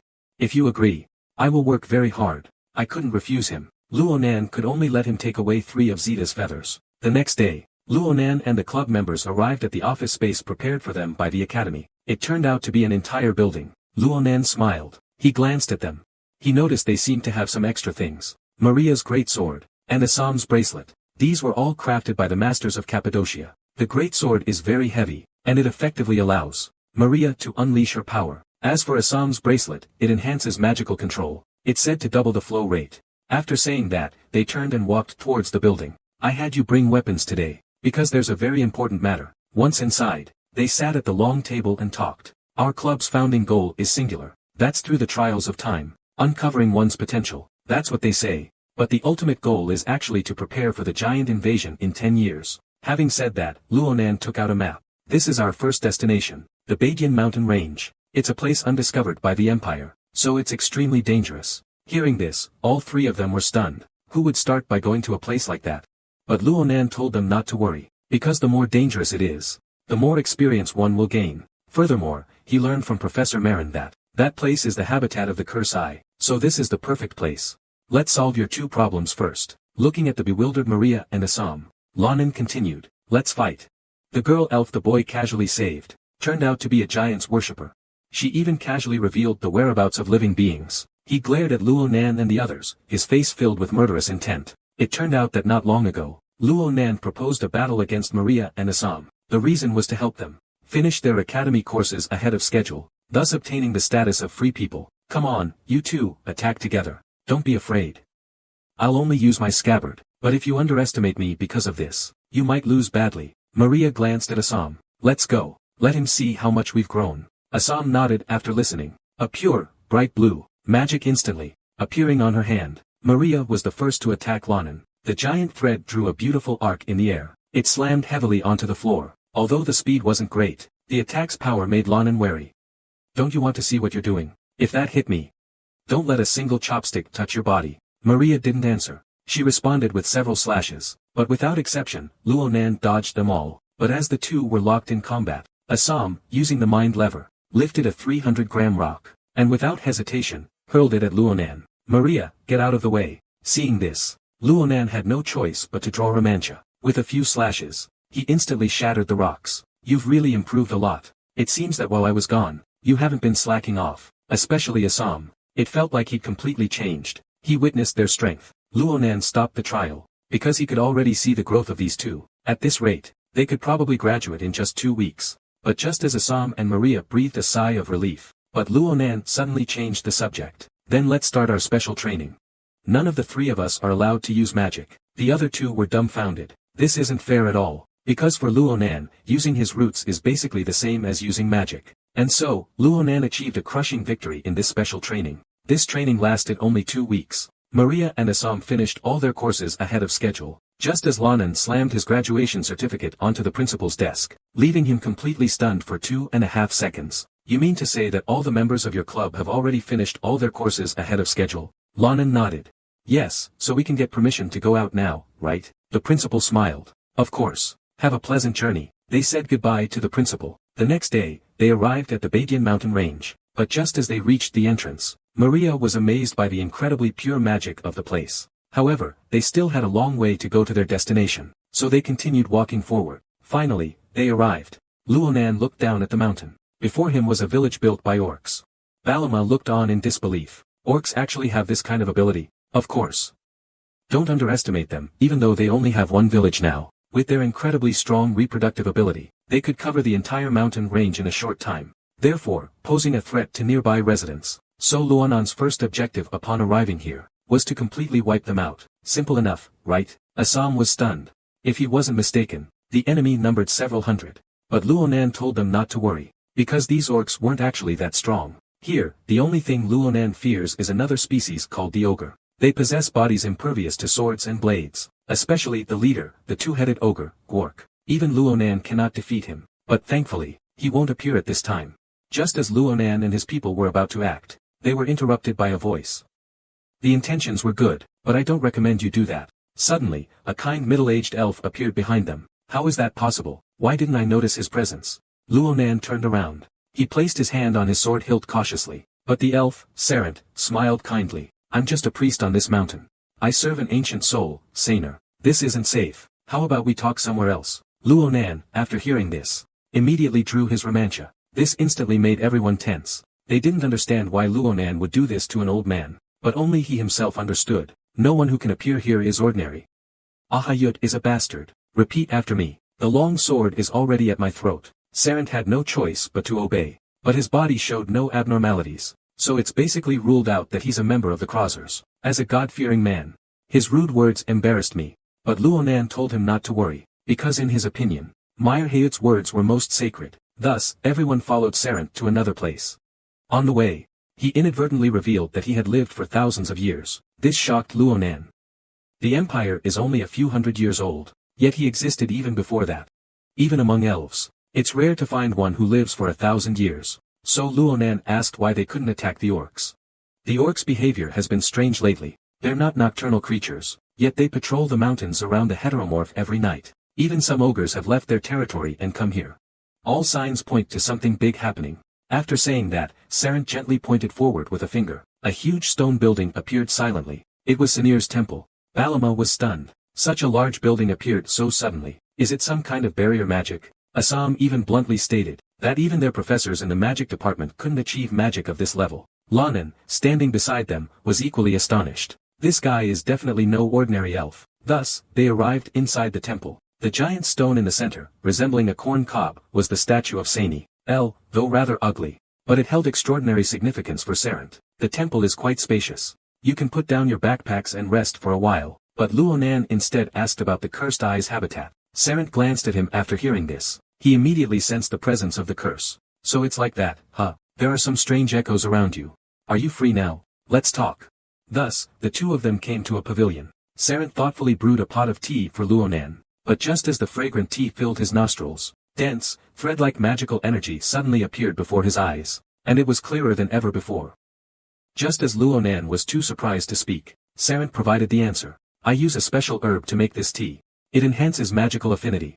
I'll give you the recipe for the herb. Drinking it several times will help your condition. So promise me you won't use the curse eye again, because it erodes the target's life force. Using it once might not cause much harm, but repeated use will definitely be life-threatening. Luonan was so surprised by these words that he couldn't speak. He only thought about lifting the curse as quickly as possible. He was completely unaware of the side effects of the curse eye. Luckily, he received Salant's reminder. The more urgent something is, the more you should slow down your mentality. That's the only way to avoid mistakes. After listening to Salant's words, Luonan felt as if he'd just heard a lecture. Professor Secret had also said, the curse within me is difficult to remove. Perhaps I shouldn't be so impatient. Looking at the kind elf before him, Luonan was certain he hadn't met him in his past life, but for some reason, he felt a sense of familiarity, so he decided to open his heart. It's because I've encountered too many fanatics lately, those who wait for the starlight to descend. Hearing this, Sarant lowered his head. Have they started acting again? That night, Sarant stood alone before the statue of Sanir.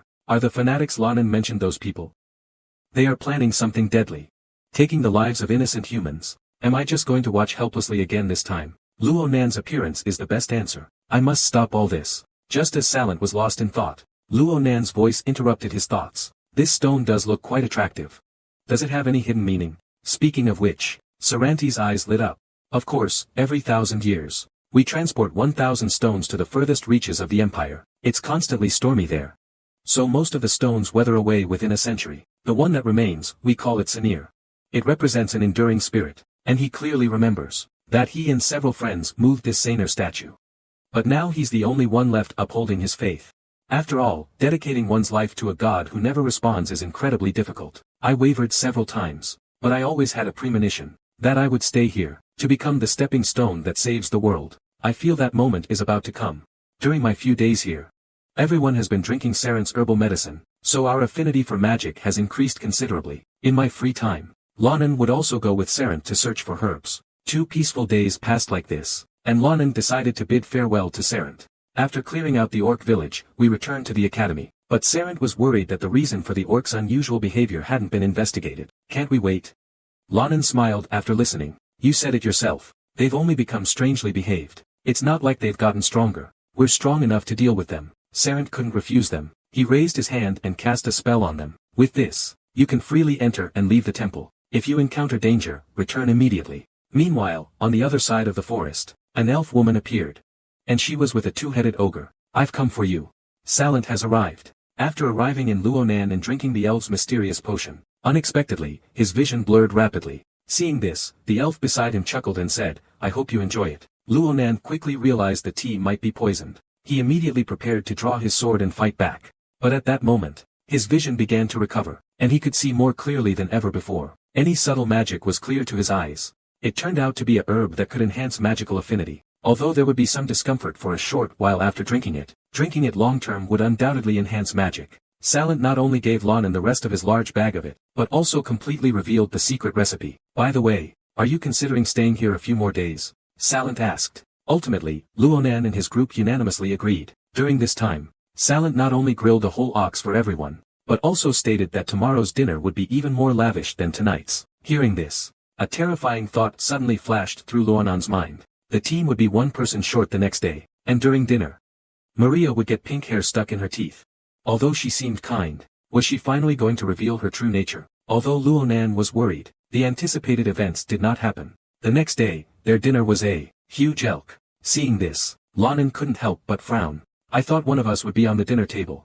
Sarant was silent for a few seconds. If I made you uncomfortable, I'm sorry, because I haven't seen a guest in such a long time. That's why I seem so excited. It seems I'm too sensitive. Luonan awkwardly scratched his head. Looking at it now, Salant is undoubtedly a kind old man. Then who would destroy the temple he protects? 10,000 possibilities flashed through Luonan's mind. Night fell. He woke everyone while Sarant was away. Because the greatest threat to the temple was likely the nearby orc settlements. So, before leaving, Luonan wanted to eliminate the threat for Sarant. Everyone was startled by the suggestion, because there were at least 6 settlements nearby, each with hundreds of orcs. Eliminating so many would be no easy feat.